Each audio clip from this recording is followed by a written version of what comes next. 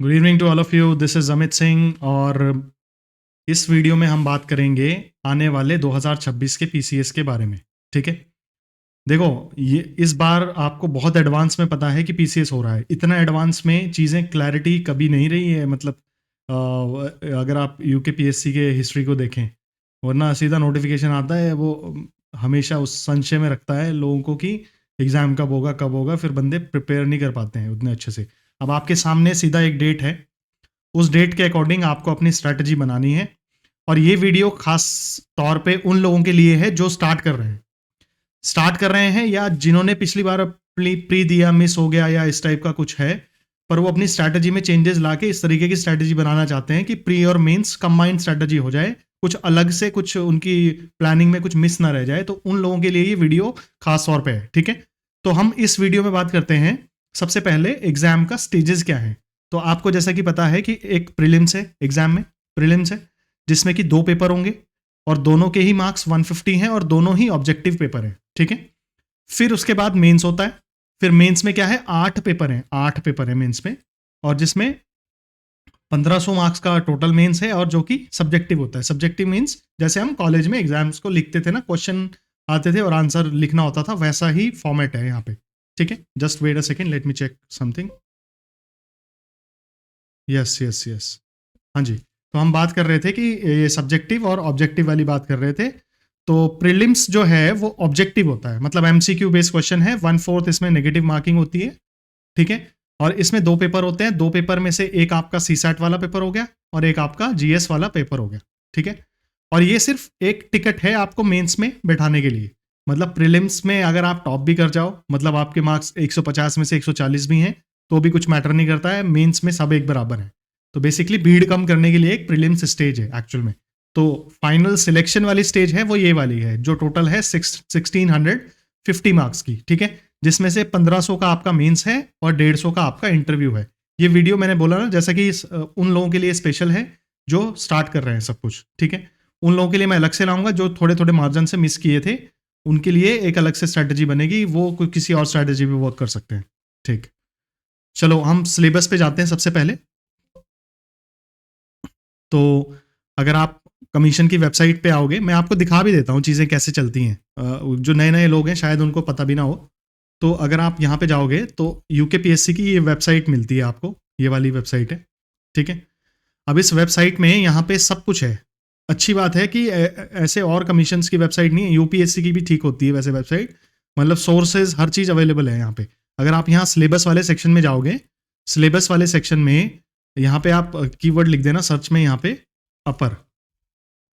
ठीक है, अपर जब यहाँ पे आप लिखोगे तो ये वाला सिलेबस है, 25/2/25 को ये रिलीज हुआ था। यहाँ पे पीडीएफ पे क्लिक करोगे, यहाँ से आपको सिलेबस मिल जाएगा। ठीक है, अब हम आते हैं इस वेबसाइट में, आप और भी चीज़ें देख सकते हो, कैलेंडर भी है, सारे ओल्ड ईयर पेपर्स जो जितने भी हुए हैं वो सारे आपको इसमें मिल जाएंगे यहाँ पे, और सर्च बाय सर्च मिल जाएंगे। डाउनलोड करके रख लो उनको भी। ठीक है, क्योंकि वही आपके मेन चीज़ें हैं, सिलेबस और ये सब।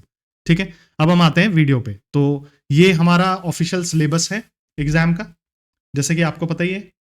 मैंने आपको बताया कि अभी प्रीलिम्स है। प्रीलिम्स में हमारा क्या होता है, प्रीलिम्स में हमारे 2 पेपर होते हैं। फर्स्ट पेपर जनरल स्टडीज़ का है, सेकंड पेपर एप्टीट्यूड का टेस्ट है। एप्टीट्यूड मतलब इसी को सीसैट बोलते हैं। सीसैट क्यों बोलते हैं, इसका फुल फॉर्म है सिविल सर्विसेज एप्टीट्यूड टेस्ट। जब ये यूपीएससी में होता है तो उसको सीसैट बोलते हैं वहाँ पे। ठीक है, बस यही है और कुछ नहीं है। ये 150 क्वेश्चन होते हैं इसमें जीएस वाले में, और 150 मार्क्स और 2 घंटे का। और सेम डे पे ही सेकेंड शिफ्ट में इसमें 100 मार्क्स होते हैं, 100 क्वेश्चन होते हैं, लेकिन मार्क्स उसके 150 हैं, क्योंकि 1.5 मार्क्स का एक क्वेश्चन है और 2 घंटे का ये वाला पेपर होता है सीसैट का। और दूसरी चीज़ आपको जानने वाली जो इंपॉर्टेंट है वो यहाँ पे ये देख लेना कि 1/4 मार्किंग, जो भी किसी क्वेश्चन के जितने मार्क्स बैठते हैं उसका 1/4 डिडक्ट कर लेते हैं वो रॉन्ग आंसर के लिए। और दूसरी चीज़ ये भी ध्यान रखनी है, अगर आप एक से ज़्यादा भी आंसर देते हो तो भी ये नेगेटिव ही मानते हैं उसको। ऐसा लिखा हुआ भी है, more than 1 answer given by candidate to same question, तो भी ये नेगेटिव ही मानेंगे उसको। ठीक है, अब हम आते हैं मेंस पे। ठीक है, तो मेंस में एक हिंदी का पेपर है, एक एसए का पेपर है। ठीक है, और फिर 6 जीएस के पेपर हैं। ये है 1500 का मेंस। हिंदी और एसए का पेपर अगर आप देखोगे तो ये 150 मार्क्स का है, ये थोड़ा कम है इनका वेटेज। और लेकिन इसके अलावा जो 6 जीएस के पेपर्स हैं उनका वेटेज 200 ईच है। ठीक है, और सभी पेपर यहाँ पे लिखा है 3-3 घंटे के होंगे, ठीक है। ये है एग्जाम का पैटर्न। और फिर आपका पर्सनैलिटी टेस्ट है 150 मार्क्स का। अब सबसे पहली बात है 1650 में से 1500 का तो आपका मेंस ही है ना, यानी कि 91% के समथिंग आपका मेन से ही डिसाइड होना है। और एक्चुअल में बात यही है, अगर आपका सिलेक्शन होना है नहीं होना है वो मेन से ही डिसाइड हो जाता है। पर्सनैलिटी इंटरव्यू से आप बहुत कुछ ज़्यादा एक्सपेक्ट मत करो भी, वहाँ पे वो मतलब सर्टेन नहीं है उसमें चीज़ें, क्लैरिटी कम होती है। इंटरव्यू में कैसे मार्क्स मिलेंगे, क्या मिलेगा, उसकी प्रिपरेशन भी कोई अलग, मतलब कोई प्रिपरेशन भी नहीं होती है एक्चुअल में इंटरव्यू की। तो प्रिपरेशन जिसकी की जा सकती है वो प्री और मेंस की है। मेंस की इसलिए करनी है आपको क्योंकि मेंस से सिलेक्शन होना है आपका, ठीक है। और ये था आपका एग्जाम का पैटर्न पूरा, उसके बाद इंटरव्यू, ठीक है। अगर आप इसमें देखोगे, इसमें हम आते हैं सबसे पहले, प्री का सिलेबस है। प्री का सिलेबस अलग है, मेंस का अलग है, ये भी ध्यान रखना है आपको, ठीक है। प्री के सिलेबस ज़्यादा इलेबोरेट दिया हुआ है, ज़्यादा अच्छे से दिया हुआ है। ये लिखा है 150, ये देखो हिस्ट्री है, ये सारे हिस्ट्री के टॉपिक्स हैं। हिस्ट्री में इसमें एंशिएंट मिडाइवल पूरी है, सब कुछ है, ये देख सकते हो आप। ये उत्तराखंड वाला हिस्ट्री है, ठीक है। फिर ऐसे यूनिट 2 ज्योग्राफी हो गई, इंडिया की ज्योग्राफी हो गई और उत्तराखंड की ज्योग्राफी हो गई। फिर आपका पॉलिटी हो गया। इसी तरीके से ये इंटरनेशनल ऑर्गेनाइजेशंस के बारे में भी क्वेश्चन पूछते हैं। फिर आपका कॉन्स्टिट्यूशन हो गया इंडिया का। फिर इसके बाद आपका ये पंचायती राज, ये सारा वैसे तो पॉलिटी की ही बुक में कवर हो जाता है ये वाला। फिर पॉलिटिकल सिस्टम ऑफ उत्तराखंड भी है। फिर इकोनॉमी है, जैसा कि आप देख रहे हो, इंटरनेशनल वाला पार्ट है। फिर आपका उत्तराखंड के जो इकोनॉमी है उससे रिलेटेड क्वेश्चंस हैं। फिर आपका ये साइंस एंड टेक्नोलॉजी है, करंट अफेयर्स है। फिर आपका इकोलॉजी इन्वायरमेंट है, और इसके अलावा फिजिकल साइंसेस और कंप्यूटर भी है, इसमें एक यूनिक चीज़ है। ये सब आपका सिलेबस है, सिंपल प्री का सिलेबस है, ठीक है। इसको मैं सिंप्लीफाई करके बताऊंगा, टेंशन ना लो, अभी अभी वीडियो में रहो बन के, ठीक है। ऐसे ये सेकंड टेस्ट का दिया हुआ है एप्टीट्यूड वाले का, एक वो जो 80 क्वेश्चन आते हैं उसमें एप्टीट्यूड वाले में, sorry wait a second, not 80, 100 आते हैं, जिसमें से 80 क्वेश्चन आपके मैथ्स और रीजनिंग वाले सेक्शन से होते हैं, और 20 क्वेश्चन आपके इंग्लिश और हिंदी वाले सेक्शन से होते हैं, जिसमें लिखा हुआ भी है कि 7 question will be there from, ये शायद इंग्लिश से हैं, और टोटल नंबर ऑफ क्वेश्चन 13 होंगे, वो हिंदी वाले से होंगे, ठीक है। तो ये है आपका सिलेबस पूरा पूरा मोटा मोटा। अब यहाँ मैंने क्या किया है, इसी सिलेबस को मैंने और रिफाइंड वे में, देखो अब मेंस पे आता हूँ मैं, सबसे पहले एक बार मेंस का भी देख लेते हैं। जैसे ये GS1 का सिलेबस देखोगे तो इन्होंने ये कोई बताया है कि क्या क्या सब्जेक्ट्स हैं इसमें, इन्होंने सीधा सिलेबस लिख दिया है, समझे बात। तो मैंने क्या किया है, इसी सिलेबस को टॉपिक वाइज तोड़ के लिख दिया है। जैसे कि अगर आप यहाँ पे देखोगे तो ये हमारी जो PDF है, ये PDF आपसे शेयर हो जाएगी टेलीग्राम पे। जैसे कि मैं आता हूँ इस पे, जैसे ये देख रहे हो आप, GS1 है ये, GS1 का सिलेबस उन्होंने प्लेन दिया है। मैंने क्या किया है, जो जो वहाँ पे लिखा है उसको स्प्लिट करके लिख दिया है, कौन सा किस सब्जेक्ट से अलाइन होता है। जैसे आर्ट एंड कल्चर है GS1 में, फिर मॉडर्न हिस्ट्री है, पोस्ट इंडिपेंडेंस है, वर्ल्ड हिस्ट्री है, इंडियन सोसाइटी है, ज्योग्राफी है, ऐसे ऐसे करके ये सारा सिलेबस, ये आपको PDF मिल जाएगा। मेरा पढ़ने का बेकार टाइम वेस्ट होगा इसको पढ़ने में। ये सिलेबस आप PDF से, वो टेलीग्राम से डाउनलोड कर लेना, ये आपको मिल जाएगा, ठीक है। अब हम आते हैं मेंस की गेम क्या है एक्चुअल में। देखो जस्ट वेट अ सेकेंड, आ जाते हैं हम PDF पे आ जाते हैं। अब हम आते हैं कि गेम प्लान है क्या इसके लिए, कैसे तैयारी शुरू कैसे की जाए। तो सबसे पहली बात है, हमारा कौन सा मंथ चल रहा है, ये चल रहा है अभी दिसंबर ये चल रहा है, और एग्जाम है आपका 5 जुलाई को। अगर आप कैलेंडर देखोगे, मैं कैलेंडर भी दिखा देता हूँ आपको, just wait a second.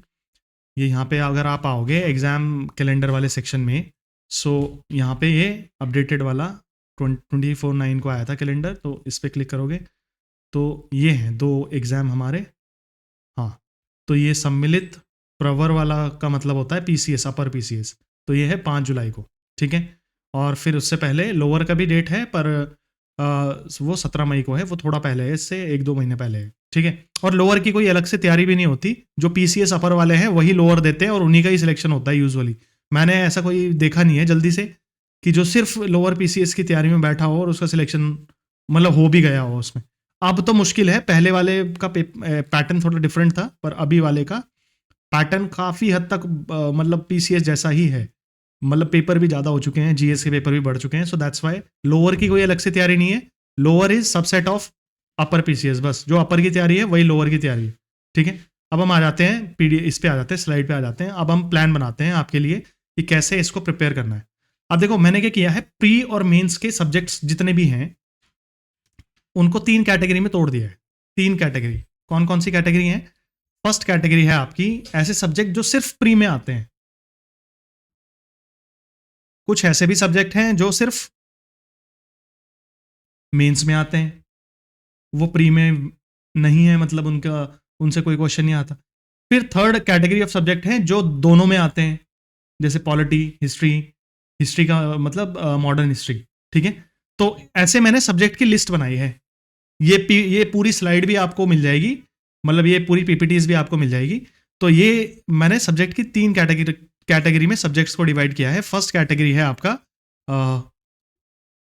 Just wait a second, हाँ, तो ये बोथ प्रीलिम्स वाली कैटेगरी है। ये ऐसे सब्जेक्ट हैं जो प्री में भी आते हैं, मेंस में भी आते हैं, ठीक है। और ये वो सब्जेक्ट हैं जो सिर्फ प्री में आएंगे, मेंस में नहीं आएंगे, ठीक है। और ये ऐसे सब्जेक्ट हैं जो सिर्फ मेंस में हैं, ठीक है। तो modern history, polity, geography, environment, economy और उत्तराखंड का जीके, मेजॉरिटी ये वाला सेक्शन, पॉलिटी, हिस्ट्री, ज्योग्राफी, ये सब हिस्ट्री उत्तराखंड की।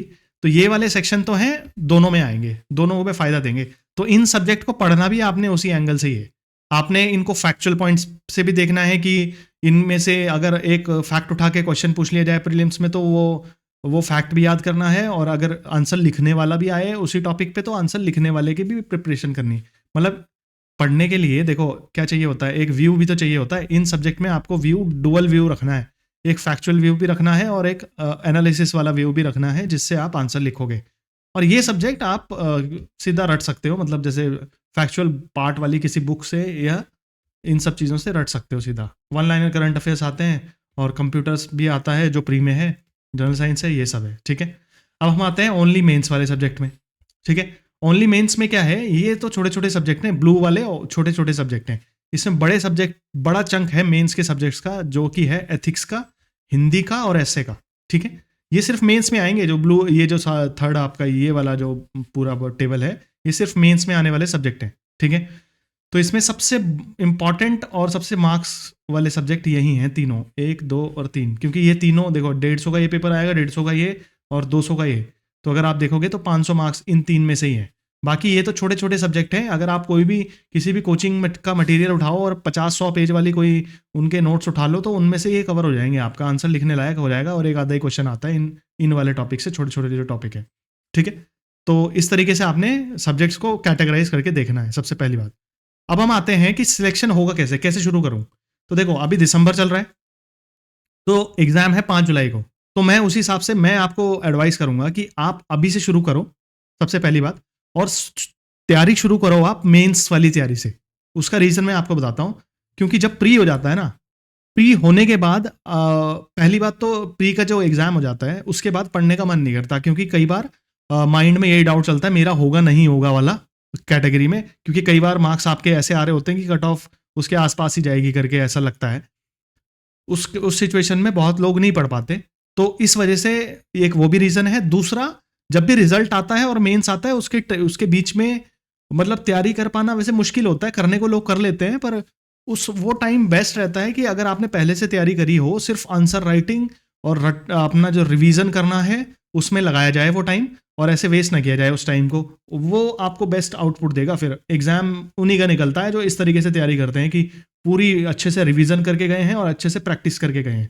लिखने की प्रैक्टिस बहुत ज़्यादा करनी है आपको, वो इतनी कि एग्जाम में क्वेश्चन जैसे ही आपको दिखे, आपको मतलब इतनी आदत हो जाए कि क्वेश्चन दिखते ही आपका पेन चलने लग जाए। अगर आप सोचने बैठोगे एग्जाम में, तो कभी पेपर पूरा नहीं होगा, और फिर सिलेक्शन भी नहीं होगा जब पेपर पूरा नहीं होगा, क्योंकि पेपर छोड़ना ही आधा सिलेक्शन से बाहर करने वाली एक वो हो जाती है केस। तो देखो मैंने क्या स्ट्रैटेजी बनाई है। एग्जाम है आपका 5 जुलाई को, आपको पता ही है, ठीक है, जो मैंने आपको टेबल भी दिखाया, और मैंने आपको ये भी बताया प्री का क्या करोगे। प्री का अगर क्लियर भी हो गया, मेंस की तैयारी नहीं कर पाए, या फिर मेंस अच्छे से नहीं लिख पाए, तो क्या फायदा है उस प्री के क्लियर होने का भी। मतलब प्री कोई क्लियर होना कोई बहुत अचीवमेंट नहीं है, एक्चुअल में सिलेक्शन लेना अचीवमेंट है इस एग्जाम में, ठीक है। और सिलेक्शन होता है सिर्फ मेंस से। सिर्फ मेंस इसलिए कहूंगा क्योंकि इंटरव्यू का भी बहुत सारी चीजें आपके हाथ में नहीं है, पर मेंस पूरा आपके हाथ में है। मेंस की तैयारी आपके हाथ में है 1500 मार्क्स की। तो मेरा व्यू ये है कि जो ये 7 महीने बचे हैं, दिसंबर को भी मैं इंक्लूड ही कर रहा हूं, तो अभी 7 ही तारीख है, तो दिसंबर, जनवरी, फरवरी, मार्च, अप्रैल, मई, जून, तो जून तक हमारे पास पूरा टाइम है, 7 महीने हैं। उसमें से आप जो 4 महीने हैं दिसंबर से लेके मार्च तक के, वो आप किस में लगाओ, सिर्फ मेंस वाली प्रिपरेशन में। और जो लास्ट के 3 महीने होंगे उसमें सिर्फ आप प्रीलिम्स वाली प्रिपरेशन पे आ जाना, ये कह रहा हूं। और इसमें भी कोई मेंस वाले का मतलब ये नहीं है कि वो आप सब्जेक्ट पढ़ो ही ना जो प्री में आ रहे हैं। इसमें मैं कौन कौन से सब्जेक्ट की बात कर रहा हूं, ऐसे सब्जेक्ट जो कि कॉमन है उनसे शुरू करो, जो प्री में भी कॉमन है मेंस में भी कॉमन है, like polity, history, Uttarakhand GK, ऐसे वाले सेक्शंस। और मेंस ओनली वाले सब्जेक्ट, देखो यहाँ पे मैंने ये टेबल दिखाई थी आपको फर्स्ट जो 4 मंथ है इसको आप 3-4 भी कर सकते हो अपने अकॉर्डिंग, अपने जैसे आपको प्री में ज्यादा दिक्कत आ रही है तो 4 महीने आप प्रीलिम्स में दे सकते हो, अगर आपको लगता है कि प्री की मुझे ज्यादा तैयारी करनी है, और 3 महीने मेंस में दे लो। आप ऐसे भी कर सकते हो, अपने हिसाब से देख लेना इसको। तो मैं ये कह रहा हूं कि जो शुरू वाला चंक है आपका 3 या 4 महीने जो भी आप देना चाहते हो, तो उसमें आप ये और ये वाले सब्जेक्ट्स को प्रिपेयर करो। कौन से, जो कि प्री और मेंस दोनों में आने हैं और जो मेंस में आने हैं सिर्फ, ठीक है, उन सब्जेक्ट्स को प्रिपेयर करो।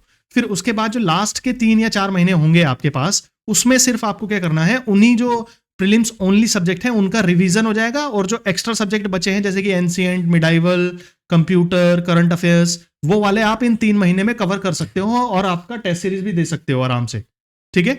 तो इस तरीके से आपको क्या करना है, प्रिपरेशन करनी है। मेरे अकॉर्डिंग मैं ये कहूंगा इस तरीके से अगर आप स्प्लिट करके करोगे तो सिलेक्शन पक्का है, मतलब, लेकिन पढ़ना पड़ेगा बहुत अच्छे से। और दूसरा जो मैं कह रहा था आपको, वही बात कह रहा था कि जो गैप होता है प्री के रिजल्ट के और मेंस होने के बीच का, वो गैप हमेशा यूज किया जाता है रिवीजन, प्रैक्टिस और आंसर राइटिंग के लिए। और जिसका ये नहीं होता उसका मतलब मुश्किल है सिलेक्शन में। ऐसे कुछ नहीं कह रहा हूं, अपवाद हर जगह मिलेंगे, पर वो ट्रेंड नहीं है, वो एक वे नहीं है तैयारी करने का कि आप प्री के रिजल्ट के बाद तैयारी शुरू करो मेंस की। बेस्ट है कि आप बहुत अपने आपको मतलब ऑटोमेटिक मोड में ले जा लो, वो आएगा प्रैक्टिस और रिवीजन से, ठीक है। अब हम आते हैं मेंस के प्लान से, हम डायरेक्ट शुरू करते हैं। जैसा कि मैंने आपको बताया, हम कौन से सब्जेक्ट प्रिपेयर करेंगे फर्स्ट, मेंस वाले, और जो प्री और मेंस दोनों में कॉमन है, ठीक है। तो मेंस पे अगर हम आए तो आपको पता, जैसे मैंने दिखाया था 1500 मार्क्स का क्या है, 1500 मार्क्स का आपका है मेंस है, ठीक है। ये पूरा मेंस में, और मेंस में पेपर कितने हैं, 8 पेपर हैं, ठीक है। और इसमें 6 तो जीएस के पेपर हैं जैसा कि मैंने आपको बताया, ठीक है। और 6 जीएस में से, और लैंग्वेज के पेपर है, फिर एक ऐसे का पेपर है जो 150 मार्क्स के हैं, 300 के ये हो गए, 1200 के हो गए, ये हो गए टोटल 1500 मार्क्स, ठीक है। अब देखो इसमें दूसरी चीज देखो, इसमें क्या है, ये जो 6 जीएस के पेपर हैं इसमें से लास्ट जो पेपर 5 है और पेपर 6 है वो उत्तराखंड रिलेटेड पेपर है सिर्फ। मेंस की बात कर रहा हूं मैं, ये ध्यान से सुन लो, mains, I am talking about mains only. तो ये 1500 मार्क्स का आपका मेंस हो गया, और सिलेक्शन इसी से होगा। अगर आपको एसडीएम बनना है, बहुत लोगों का क्वेश्चन आता है मेरे पास, मेरे को एसडीएम बनना है, मैं क्या करूं, तो आप मेंस की बहुत तगड़ी तैयारी करो, उससे बनोगे आप एसडीएम। तो आपको 1000 और ये समझो आप 1100 के बीच मार्क्स चाहिए एसडीएम और डीएसपी टाइप बनने के लिए। 1500 में से इतने मार्क्स तो चाहिए हैं आपको सिलेक्शन लेने के लिए, मतलब इंक्लूडिंग इंटरव्यू बोल रहा हूं मैं। 950 1000 के आसपास अगर आपके मार्क्स हों मेंस में, तो आपको मनचाही पोस्ट मिलेगी जो आपको चाहिए, ऐसा है। अब हम आते हैं, आगे बढ़ते हैं। तो देखो जीएस के पेपर को देख लेते हैं। अब देखो जीएस के पेपर सब कितने पेपर हैं टोटल मेंस में, 8 पेपर हैं। 8 में से 6 जीएस के पेपर हैं, एक ऐसे है, एक हिंदी का पेपर है, तो ये टोटल 8 पेपर है, ठीक है। अब इसमें सभी जीएस के पेपर में कितने क्वेश्चन आते हैं मैं आपको बता देता हूँ। 25 क्वेश्चन हर एक, जो भी पेपर होता है उसमें 25 क्वेश्चन आते हैं मेंस में, 25 क्वेश्चन। इसमें 3 कैटेगरी के क्वेश्चन होते हैं। एक क्वेश्चन होते हैं आपके 4 मार्क्स वाले, मतलब कुछ क्वेश्चन 4 मार्क्स वाले होंगे, कुछ क्वेश्चन 8 मार्क्स वाले होंगे, कुछ क्वेश्चन 10 मार्क्स वाले होंगे, ठीक है। अब इसमें देखो 4 मार्क्स वाले 5 क्वेश्चन आते हैं, और 8 मार्क्स वाले 10 क्वेश्चन आते हैं, और 10 मार्क्स वाले भी 10 क्वेश्चन आते हैं। मतलब ये शॉर्ट क्वेश्चन मान लो आप इसको, कि 1 पेज में लिखने वाला, ये 2 पेज में लिखने वाला, और ये 3 पेज में लिखने वाला। तो ऐसे 5 क्वेश्चन यहाँ से आए, 10 क्वेश्चन यहाँ से आए, और 10 क्वेश्चन यहाँ से आए, तो हर एक पेपर में 25-25 क्वेश्चन होंगे, ठीक है। और ये वर्ड लिमिट है कि जो 5 मार्क्स वाला होगा वो 50 वर्ड्स में आपको लिखना है हर एक क्वेश्चन, और जो 10 मार्क्स वाला होगा वो आपको 8 मार्क्स वाला होगा, तो वो आपको लिखना है 100 वर्ड्स में, और 150 वर्ड्स वाला वो होगा 10 मार्क्स वाला क्वेश्चन, ठीक है। तो मैंने देखो आपको, अगर इसमें टोटल देखें, हम वर्ड के अकॉर्डिंग देखें, तो टोटल कितने क्वेश्चन है हर एक पेपर में, 25 क्वेश्चन है। और टोटल वर्ड्स कितने लिखने हैं आपको, देखो 5 मार्क्स वाले, 5 क्वेश्चन है 50 वर्ड्स वाले, तो 5 × 50 ये हो गया। और 100 वर्ड्स वाले 10 क्वेश्चन है तो 10 इंटू 100 ये हो गया, और 150 इंटू 10 इसलिए क्योंकि 10 क्वेश्चन है 150 मार्क्स वाले। अगर समझना है फिर से रिवाइज वो देख लेना इसको थोड़ा पीछे करके, ठीक है। तो टोटल हर एक पेपर के, जीएस के पेपर में आपको 2750 वर्ड्स लिखने हैं 3 घंटे में, ठीक है, जो कि यूपीएससी के कंपैरिजन में कम है, पर स्पेसिंग के अकॉर्डिंग देखें तो स्पेस उतना ही है मिलता है जितना यूपीएससी मिलता है, थोड़ा 1-2 पेज प्लस माइनस है, और स्पेस का भी बहुत बड़ा गेम है। फिर हम आते हैं एस्से में। एस्से वाले पेपर में आपके पास 3 एस्से लिखने को आते हैं, जिसमें से वर्ड लिमिट क्या है एस्से की, हर एक एस्से की है 700 से 800 वर्ड, ठीक है। 3 एस्से में से 2 एस्से तो होते हैं जो जनरल स्टडीज बेस्ड एस्से होते हैं, जैसे पॉलिटिक्स के इशू से कोई एस्से आ गया, या सोसाइटी से आ गया, या आपका इकोनॉमी से रिलेटेड आ गया, तो 2 एस्से ऐसे मिलेंगे आपको, और एक ऐसे होगा वो होगा GS5, मतलब GS5-6 का मतलब उत्तराखंड स्पेसिफिक ऐसे होगा, वो उत्तराखंड से रिलेटेड कोई टॉपिक होगा, चाहे वो डिजास्टर हो, टूरिज्म हो, इस टाइप के टॉपिक आपको प्रीवियस ईयर से आप देख सकते हो मिल जाएंगे। तो इसमें आपको 2100 से 2400 वर्ड एस्से के पेपर में लिखने हैं। तो जीएस वाले में कितने लिखने थे? 2750 वर्ड। इस वाले में कितने लिखने हैं? 2100 से 2400 वर्ड। अब हिंदी वाले में आते हैं। हिंदी वाले का सिलेबस बहुत अच्छे से गिवन है, और अभी 2 पेपर भी, सॉरी 1 पेपर हुआ है, एक अभी 25 का भी आपको मेंस होगा, जब भी अब उसका भी पेपर मिल जाएगा। तो एक पेपर तो आप देख ही सकते हो, और इसका सिलेबस बहुत अच्छे से डिफाइन है, तो इसमें लगभग 2000 वर्ड्स आपको लिखने हैं। तो यही समझो आप 2750 वर्ड आपको जीएस में लिखने हैं, और 25 क्वेश्चन है वहाँ पे, ये भी ध्यान रखना। और यहाँ पे आपका एस्से में 3 क्वेश्चन आते हैं, 3 एस्से मतलब बेसिकली, और वर्ड लिमिट थोड़ी कम है, likewise it is little less for Hindi also, ठीक है। फिर अब हम आते हैं मेंस में, जो मैंने कहा आपको कि जीएस में आपको 2750, एस्से में ये, और हिंदी में ये मैंने देखा है आपका 2024 वाले क्वेश्चन पेपर से, ठीक है। और यूपीएससी से कंपेयर करें तो यूपीएससी में एस्से का तो लगभग सेम सही होता है वर्ड लिमिट, पर जीएस का थोड़ा सा ज़्यादा होता है वर्ड लिमिट के अकॉर्डिंग, ठीक है। अब देखो यूपीएससी से कैसे डिफरेंट है ये, तो देखो अगर मेंस वाला हम पैटर्न देखें, मेंस का जो सिलेबस है उसमें जीएस 1, 2, 3, 4 ये तो सेम है बिल्कुल, किसके साथ?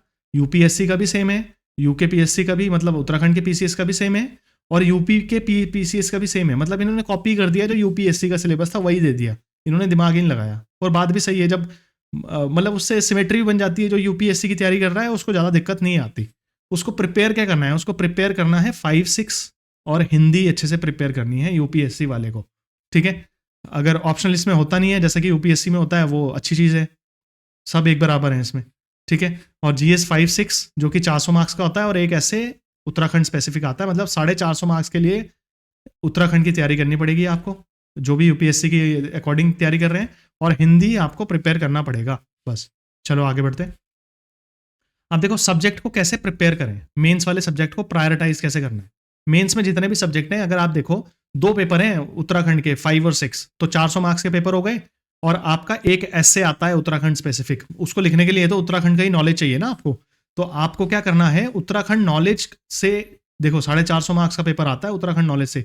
मैं मेंस में जितने भी सब्जेक्ट हैं उनको वेटेज वाइज लिख रहा हूँ। अब हाईएस्ट वेटेज है इसका उत्तराखंड वाले नॉलेज का, 450 मार्क्स का मेंस का वेटेज है इसका 1500 में से, ये समझ लो आप 1/3 के लगभग है, 30% है।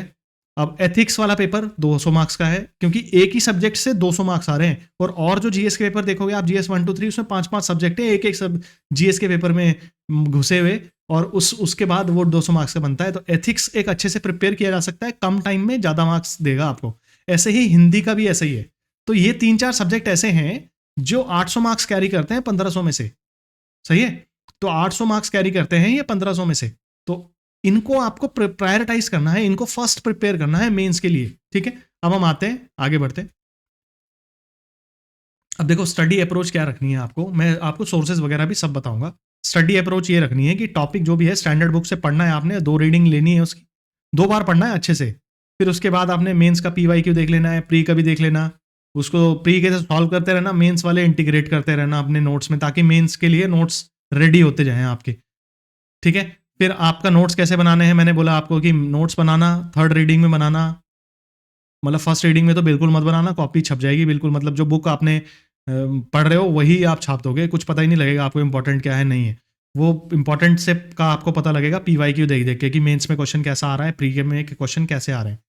अब देखो मैंने जो कहा आपको कि नोट्स जब बनाओगे उसमें आपको प्रीवियस ईयर के मेंस के क्वेश्चन को भी इंटीग्रेट कर देना है उसी टॉपिक से रिलेटेड, और ऐसे आपका आंसर बन जाएंगे। ठीक है। फिर उसमें आपको उसी डेटा को, जो भी इन्फॉर्मेशन है आपको, उसके बेसिस पे आप कुछ डायग्राम ड्रॉ कर लेना, या वेन डायग्राम पॉसिबल है, माइंड मैप, फ्लो चार्ट, जो भी पॉसिबल है, या कुछ डेटा मिलता है आपको वो भी वहीं पे ऐड कर लेना।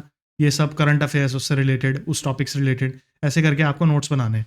और आप हाईलाइटर भी यूज़ कर सकते हो। हाईलाइटर कैसे, जब आप नोट्स इंटीग्रेटेड बनाओगे, वैसे मैं तो कहता हूँ नोट्स हमेशा अलग अलग ही बनाओ, प्री के अलग बनाओ, मेंस के अलग बनाओ, वो सेग्रीगेशन में दिक्कत नहीं रहती। वरना अगर आप एक साथ बनाओगे तो फिर बल्कि हो जाते हैं नोट्स, हो ज़्यादा। प्री के लिए स्पेसिफिक नोट्स हों, मेंस के लिए स्पेसिफिक हों। सिलेबस दोनों का रखना है आपने, प्री का अलग है, मेंस का अलग है। प्री का थोड़ा ज़्यादा इलेबोरेट है तो उसको, उसी को फॉलो करना है, ठीक है। या प्री के आप नोट्स भी ना बनाओ तो भी चल जाएगा, डायरेक्ट बुक से ही पढ़ लो, अच्छी स्टैंडर्ड बुक से, तो भी चल जाएगा। पर मेंस के नोट्स आपको ज़रूर बनाने हैं। और मेंस के नोट बनाने कैसे हैं वो मैंने आपको बताया। नोट्स बनाने हैं थर्ड रीडिंग में, पीवाई की उसमें एम्बेड करना है, और वहीं पे ही अगर उसी इन्फॉर्मेशन के बेसिस पे आप कोई block diagram, Venn diagram, mind map, flow chart, इस टाइप का कुछ बना सकते हो तो उसको भी ऐड कर लो वहीं पे। साथ आपको क्या करना है, कोई डेटा रिपोर्ट आपको, एग्जाम्पल, केस स्टडी, ये सब मिल रहा है तो वो सब भी उसी टॉपिक से रिलेटेड ऐड कर लेना है। अब देखो, नोट मेकिंग की टिप मेरी तरफ से क्या है कि आप A4 साइज पेपर लो। सबसे पहली बात, A4 साइज पेपर पे ही नोट बनाओ, लास्ट में कंपाइल कर लेना, स्टेपल करवा लेना उन्हें किसी आपकी जो भी ये, मतलब जो भी प्रिंटिंग प्रेस वाले होते हैं उनके पास बड़े वाला स्टेपल होता है, तो वहाँ से आप देख सकते हो। कभी जब नोट बल्कि हो जाएंगे वहाँ पे जाके आप स्टेपल करवा सकते हो कहीं से, या उनको स्पायरल भी करा सकते हो बाद में लेटर ऑन। पर लिखें आप A4 साइज शीट्स पे, तो वो ज़्यादा बढ़िया रहता है, उसको आप अच्छे से अपने अकॉर्डिंग मैनेज कर सकते हो। तो ऐसी A4 साइड्स की शीट होगी, उसमें आपने एक स्केल भी रख लेना। स्केल रखोगे तो एक स्केल पूरा यहाँ पे फिट करके ये लाइन खींच लेना यहाँ पे। ऐसे ही जितनी विड्थ, वेट सेकेंड, जितनी विड्थ आपने इसकी रखी है उसकी डबल विड्थ यहाँ पे रखना आप, ठीक है। और जो भी नोट्स आपने बनाने हैं वो सिर्फ इस पार्ट्स पे बनाना, ठीक है। यहाँ पे नहीं लिखना है आपको, यहाँ पे नहीं लिखना है, यहाँ पे नहीं लिखना है। ये क्यों है? क्योंकि जब आप नोट्स बना रहे होते हो तो आपको ये नहीं पता कि आगे इसमें कुछ ऐड भी करना होगा। फिर जब स्पेस नहीं बचेगा तो ऐड कहाँ करोगे? तो इसलिए ये वाले पार्ट्स आपको किस चीज़ के लिए यूज़ करने हैं? ये वाले पार्ट्स आपको यूज़ करने हैं आपके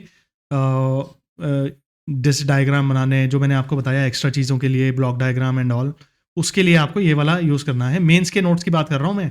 प्री के लिए आप नोट्स बनाओ नहीं बनाओ वो मैटर नहीं करता, पर मेंस के लिए आपके पास अपने नोट्स होने चाहिए। अगर लास्ट टाइम पे आप मटेरियल ढूंढ रहे हो पढ़ने के लिए, मेंस आपका सामने खड़ा है, तो इसका मतलब आपकी तैयारी या प्रिपरेशन या प्लान जो था वो फॉल्टी था, सही प्लानिंग नहीं किया आपने। तो A4 साइज में आपको बनाना है, और GSM भी 75 to 80 वाला लेना, मतलब मोटा पेपर लेना थोड़ा। ऐसे GSM तो 65 भी आता है, पर 80 GSM लोगे तो वो ज़्यादा सस्टेन चलेगा, क्योंकि तैयारी लंबी चलती है ये, जब भी चलती है। तो वही है जैसा मैंने आपको बताया। और लाइंस वाली बुक पे मत लिखना, सॉरी नोटबुक पे मत लिखना, क्योंकि वहाँ पे लाइंस वाली एग्जाम में आपको नहीं मिलती है, मेंस में, ठीक है।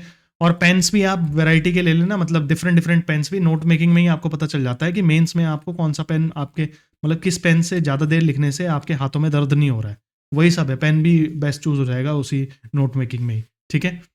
नाउ, अब जब आप आंसर राइटिंग की प्रैक्टिस करोगे मेंस के लिए, तो आप 65 GSM का पेपर यूज़ करना। क्यों? क्योंकि जिसको बोलते हैं ना, क्या बोलते हैं, रद्दी बोलते हैं, रद्दी। वैसा पेपर, जैसे न्यूज़पेपर का पेपर नहीं होता क्वालिटी, वैसे पेपर की क्वालिटी होती है वहाँ पे मेंस की बुक, वो आंसर शीट की, मतलब बिल्कुल ख़त्म क्वालिटी होती है। तो उसी शीट पे आप प्रैक्टिस करो, उसी ग्राउंड पे प्रैक्टिस करो तो ज़्यादा बेटर है ना। तो इसलिए मैं बोल रहा हूँ, जब भी आप आंसर लिखो उसकी प्रैक्टिस आप 65 GSM के पेपर पे करना। वो पतला सा पेपर होता है, उससे आपको पता भी लगेगा पेन आपको कितना दबाना है, कितना नहीं दबाना है। वरना वहाँ एग्जाम में डायरेक्टली लिखोगे तो क्या पता पेजेस फटना शुरू हो जाए। और जब भी आप आंसर राइटिंग करोगे तो ऐसे ही इसी तरीके से आपने A4 साइज़ के पेपर को डिवाइड करना है, जिस तरीके से मैंने यहाँ पे किया हुआ है। और ऐसे क्यों किया हुआ है? क्योंकि वहाँ पे भी ऐसे ही आता है, यहाँ पे वो मना करते हैं लिखने को, यहाँ पे भी मना करते हैं, और यहाँ पे स्पेस नहीं होता, वो क्वेश्चन ही यहीं पे छपा होगा, जैसे क्वेश्चन यहाँ पे होता है, यहाँ पे गैप छोड़ते हैं। रियल एग्जाम की बात कर रहा हूँ मैं। रियल एग्जाम में QAB होती है, ऐसे नहीं कि क्वेश्चन पेपर आपको अलग मिल रहा है और आंसर शीट आपको अलग मिल रही है, ऐसा नहीं होता है वहाँ पे। वहाँ पे क्या होता है, एक पूरी बुकलेट मिलेगी, उसी में क्वेश्चन छपा होगा, स्पेस गिवन होगा, उसमें आंसर लिखना है आपको, फिर क्वेश्चन होगा, ऐसे करके चलता है गेम। तो मैं आपको दूसरी चीज़ ये भी बता दूं कि जो भी मैंने आपको 3 कैटेगरी ऑफ क्वेश्चंस बताए, कि एक तो 50 वर्ड वाला क्वेश्चन होगा, एक 100 वर्ड वाला क्वेश्चन होगा, एक 150 वर्ड वाला क्वेश्चन होगा। तो 50 वर्ड वाले के लिए 1 पेज मिलता है ऐसा जनरली, और 100 वर्ड वाले के लिए ऐसे ही 2 पेज मिलते हैं, रियल एग्जाम की बात कर रहा हूँ मैं। और ऐसे 150 वर्ड्स वाले के लिए 3 ऐसे पेज मिलते हैं। ठीक है। तो आपको इसी तरीके से प्रिपेयर करना है। और आंसर किस में लिखना है? आंसर यहाँ पे भी नहीं लिखना है, यहाँ पे भी नहीं लिखना है, प्रैक्टिस के टाइम बोल रहा हूँ मैं। आंसर सिर्फ इस पार्ट पे लिखना है, इतनी शीट मिलती है, वहाँ पे भी जो रियल एग्जाम है उसी हिसाब से प्रैक्टिस करो। और वहाँ पे QAB बुकलेट मिलती है। QAB का मतलब question answer booklet. Question paper अलग नहीं है, आंसर शीट अलग नहीं है, that is combined, single sheet है, ठीक है। हाँ, और इसमें मैंने क्या बोला आपको, वही चीज़ जो डोंट प्रेशराइज टू मच और ये सब आप देख लेना, ठीक है। Now let's move. ये जो मैंने आपको बताया, एक पेज मिलेगा आपको 50 वर्ड वाले के लिए, ऐसा 2 पेज 3 पेज, ये आपके दिमाग में रहना चाहिए, ठीक है। इतना माइक्रो लेवल पे आपको कोई नहीं बताएगा भी, आप कहीं से वीडियो उठा के देख लेना। इतनी माइक्रो लेवल पे ये सारे डाउट्स आते हैं जब तैयारी करते हैं, इसलिए मैं बात कर रहा हूँ इन सब चीज़ों की, ठीक है। अब हम आ जाते हैं प्रीलिम्स के फोकस प्लान की। तो मेंस का मैंने आपको बता दिया, मेंस की आपको तैयारी कहाँ से शुरू करनी है, ठीक है। फिर मैं अभी सोर्सेस पे भी आऊँगा, कहाँ से प्रिपरेशन शुरू करें, ठीक है। अब हम प्रीलिम्स पे आते हैं। प्री तो इंपॉर्टेंट है ना, क्योंकि मेंस तो तभी दोगे जब प्री भी क्लियर होगा। तो देखो, प्री का जैसे कि मैंने आपको दिखाया भी था, फर्स्ट पेपर आपका जनरल स्टडीज़ का होता है, सेकंड पेपर एप्टीट्यूड का होता है। इसमें 150 क्वेश्चन है, इसमें 100 क्वेश्चन है। ये 150 मार्क्स का है, एक एक क्वेश्चन 1 मार्क का, यहाँ पे 1.5 क्वेश्चन मार्क का एक क्वेश्चन है। और जैसा कि मैंने आपको बताया 1/4 डिडक्ट होंगे, और एक से ज़्यादा भी आंसर आप गोला कर देते हो तो भी वो रॉन्ग में काउंट करते हैं। तो और दूसरा मेरिट जो है वो फर्स्ट क्वेश्चन के पेपर के बेसिस पे बनेगी, जो कि जनरल स्टडीज़ है। ये वाला पेपर सिर्फ क्वालिफाइंग इन नेचर होता है, क्वालिफाइंग है, ठीक है। मतलब इसमें आपको सिर्फ 1/3 स्कोर करने हैं। अब देखो 1/3 का मतलब है 150 मार्क्स का अगर ये है तो 50 मार्क्स आपको लाने हैं, समझे बात? तो 50 मार्क्स आपको लाने हैं इसमें। मतलब यहाँ पे देखो, अगर आप मैथ्स भी लगाओ थोड़ा सा, यानी कि आपको 100 में से 34 क्वेश्चन नेट सही करने हैं, नेट 34 नेट क्वेश्चन। और ये नॉर्मली आता है इतना, कभी कभी टफ भी आ जाता है, जैसे दो, मतलब ये बिगाड़ भी देता है बहुतों का गेम, पर कभी कभी टफ आ जाता है, पर हर बार नहीं आता ये टफ, ठीक आता है मतलब पेपर ये, CSAT वाला। लेकिन एक्चुअल सिलेक्शन वाला पेपर है ये। और दूसरा चीज़ मैं आपको ये भी बताऊं, अब उत्तराखंड में कंपटीशन का लेवल बहुत गंदा हो चुका है। मेंस में तो उतना नहीं मैं मानता, मेंस की तैयारी यहाँ लोग कम ही करते हैं, मतलब I am not generalising it. मतलब ऐसे बहुत सारे लोग हैं जिनके प्री की तैयारी यहाँ बहुत स्ट्रांग है। मतलब उसका रीज़न ये है कि जो उत्तराखंड का UKSSC भी एक आयोग है, उसके ऑब्जेक्टिव पेपर होते हैं सारे। तो उसकी तैयारी में लोग इतना डूबे हुए हैं कि UKPSC उतना, मतलब उनको बीट नहीं कर पाता, UKPSC को बीट कर देते हैं रियल जो ये वाले एग्जाम है। तो प्री में उनके बहुत हाई हाई मार्क्स होते हैं बच्चों के, जो UKSSC की तैयारी करते हैं स्पेशली। और काफ़ी लोग तो प्रीलिम्स वाली तैयारी काफ़ी करते भी स्ट्रांग है। तो आपको इस पे ध्यान रखना है कि इसकी तैयारी आपको बहुत स्ट्रांग करनी है, क्योंकि अब कंपटीशन का लेवल बहुत बढ़ रहा है। और अब मतलब जितने मार्क्स आप इसमें लाओ, मैं तो ये कहूँगा कोई सेफ स्कोर नहीं है अब आज के टाइम पे। अब धीरे धीरे कट ऑफ बहुत हाई हाई लग गई है जाने। इवन अभी तो इस बार जो कट ऑफ थी 123, अभी मैं दिखाता हूँ आपको नेक्स्ट स्लाइड में, नेक्स्ट स्लाइड पे चलते हैं। तो आपको इसमें क्या ध्यान रखना है इस स्लाइड से, कि आपका जो जनरल स्टडीज़ का पेपर है that is of 150 question and 150 marks, ठीक है। 150 क्वेश्चन और 150 मार्क्स, और इसमें इसी में से आपकी मेरिट बनेगी। एप्टीट्यूड वाला क्वालिफाइंग इन नेचर है, 2 पेपर होंगे और सेम डे पे पेपर होते हैं, फर्स्ट शिफ्ट और सेकंड शिफ्ट में 2 घंटे के ब्रेक के बाद, ठीक है। नाउ अब हम आते हैं प्रीवियस ईयर ट्रेंड पे, ठीक है। प्रीवियस ईयर कट ऑफ क्या रही है? तो देखो अभी तक इतने नोटिफिकेशन आए हैं उत्तराखंड में, इससे पहले भी हैं, आए हुए हैं, मैं उनको इंक्लूड नहीं कर रहा हूँ, उनका डेटा रिलेवेंट है और ज़्यादा पुराने हैं, क्वेश्चन भी हल्के आते थे। तो 2012, 16, 21, 24, 25 ये अभी तक के PCS हुए हैं रिसेंट वाले, ठीक है। अब देखो मैंने यहाँ तक इनकी वैकेंसीज और कट ऑफ क्यों नहीं लिखी है, क्योंकि अगर आप 16 और 12 वाला देखोगे तो यहाँ पे यहाँ तक क्या होता था, CSAT और GS दोनों का स्कोर काउंट होता था। मतलब CSAT जो एप्टीट्यूड वाला सेकंड पेपर है वो वैसा नहीं था, क्या बोलते हैं, क्वालिफाइंग नहीं था वो, उसके मार्क्स भी काउंट होते थे। तो वो डिफरेंट गेम थी। 2021 से क्या हुआ, वो क्वालिफाइंग हुआ, फिर GS के बेस पे हो गया सब, ठीक है। तो यहाँ पे अगर आप देखोगे 2021 में वैकेंसी बहुत ज़्यादा थी यार, 313।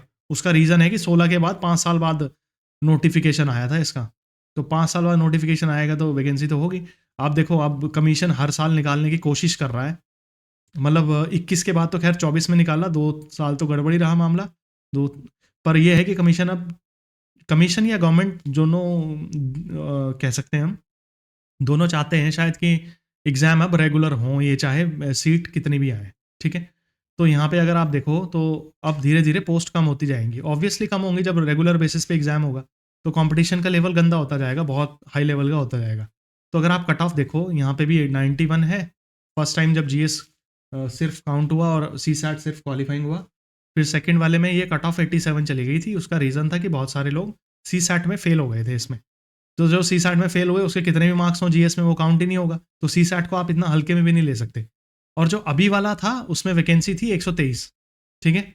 और 123, जस्ट वेट अ सेकेंड,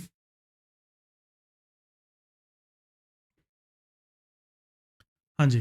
तो हम बात कर रहे थे कि जो 2023 वाला था, 2025 वाला, उसमें वैकेंसी थी 123 और ये थी उसकी कट ऑफ 93 के लगभग गई है। ये अभी और चेंज होगी क्योंकि वो सब चलता रहेगा, पर आप 93 मान लो इसको, ठीक है। तो अब कट ऑफ बढ़ती जाएगी, अब कम नहीं होगी। तो अब लगभग लगभग आप ये मान लो, अगर आप 150 क्वेश्चन अगर इस पेपर में आ रहे हैं, तो पेपर किसी भी लेवल पे हो, अगर आपको बिल्कुल निश्चिंत होकर मेंस की तैयारी करनी है ना, देखो एक तो होता है, मैं आपको बताता हूँ, माइंड सेट बताता हूँ स्टूडेंट का कैसा हो जाता है एग्जाम देने के बाद। मान लो आपने प्री की प्रिपरेशन करी और मार्क्स आ रहे हैं आपके जैसे कि 90 से या 95 के बीच। अब ये वाले स्टूडेंट हमेशा डिलेमा में रहेंगे कि मेरा होगा नहीं होगा, तो यानी कि जब तक रिजल्ट नहीं आता तब तक ये अच्छे माइंडसेट से प्रिपरेशन नहीं कर पाएंगे। तो बेस्ट है हमेशा, अगर आपको सिलेक्शन लेना है ना, बढ़िया एकदम बिल्कुल निश्चिंत होकर तैयारी करनी पड़ेगी उसके लिए। और निश्चिंत होकर तैयारी तब कर पाओगे जब आपके प्री में बहुत अच्छे मार्क्स आ रहे हों। तो बेस्ट है कि आप ना 70% नेट मार्क्स को टारगेट करो प्री में। 70% नेट मार्क्स का मतलब है प्री में आपको 150 में से 105 मार्क्स टारगेट करने हैं, और इसी से ऊपर आपका स्कोर रहे तो आप ये समझना कि जिस दिन प्री दोगे उसी दिन पता है आपको मैंने मेंस तो लिखना ही है, उसी दिन से तैयारी शुरू कर दोगे तो आपका कम टाइम वेस्ट होगा, सिलेक्शन के चांसेस ज़्यादा बढ़ेंगे। और ये आप देख सकते हो, इसको बाद में एनालाइज भी कर सकते हो। मैं पीडीएफ आपसे ये पीपीटी शेयर कर दूंगा, ठीक है। अब हम आते हैं कि प्री में वेटेज क्या है सब्जेक्ट्स का, डिफरेंट डिफरेंट सब्जेक्ट का, ठीक है। Just wait a second, let me check record भी हो रहा है कि नहीं। ऑल राइट, हाँ। तो अब हम आते हैं कि ये जो सब्जेक्ट्स हैं डिफरेंट डिफरेंट, इसमें क्या क्या वेटेज रहा है हर बार।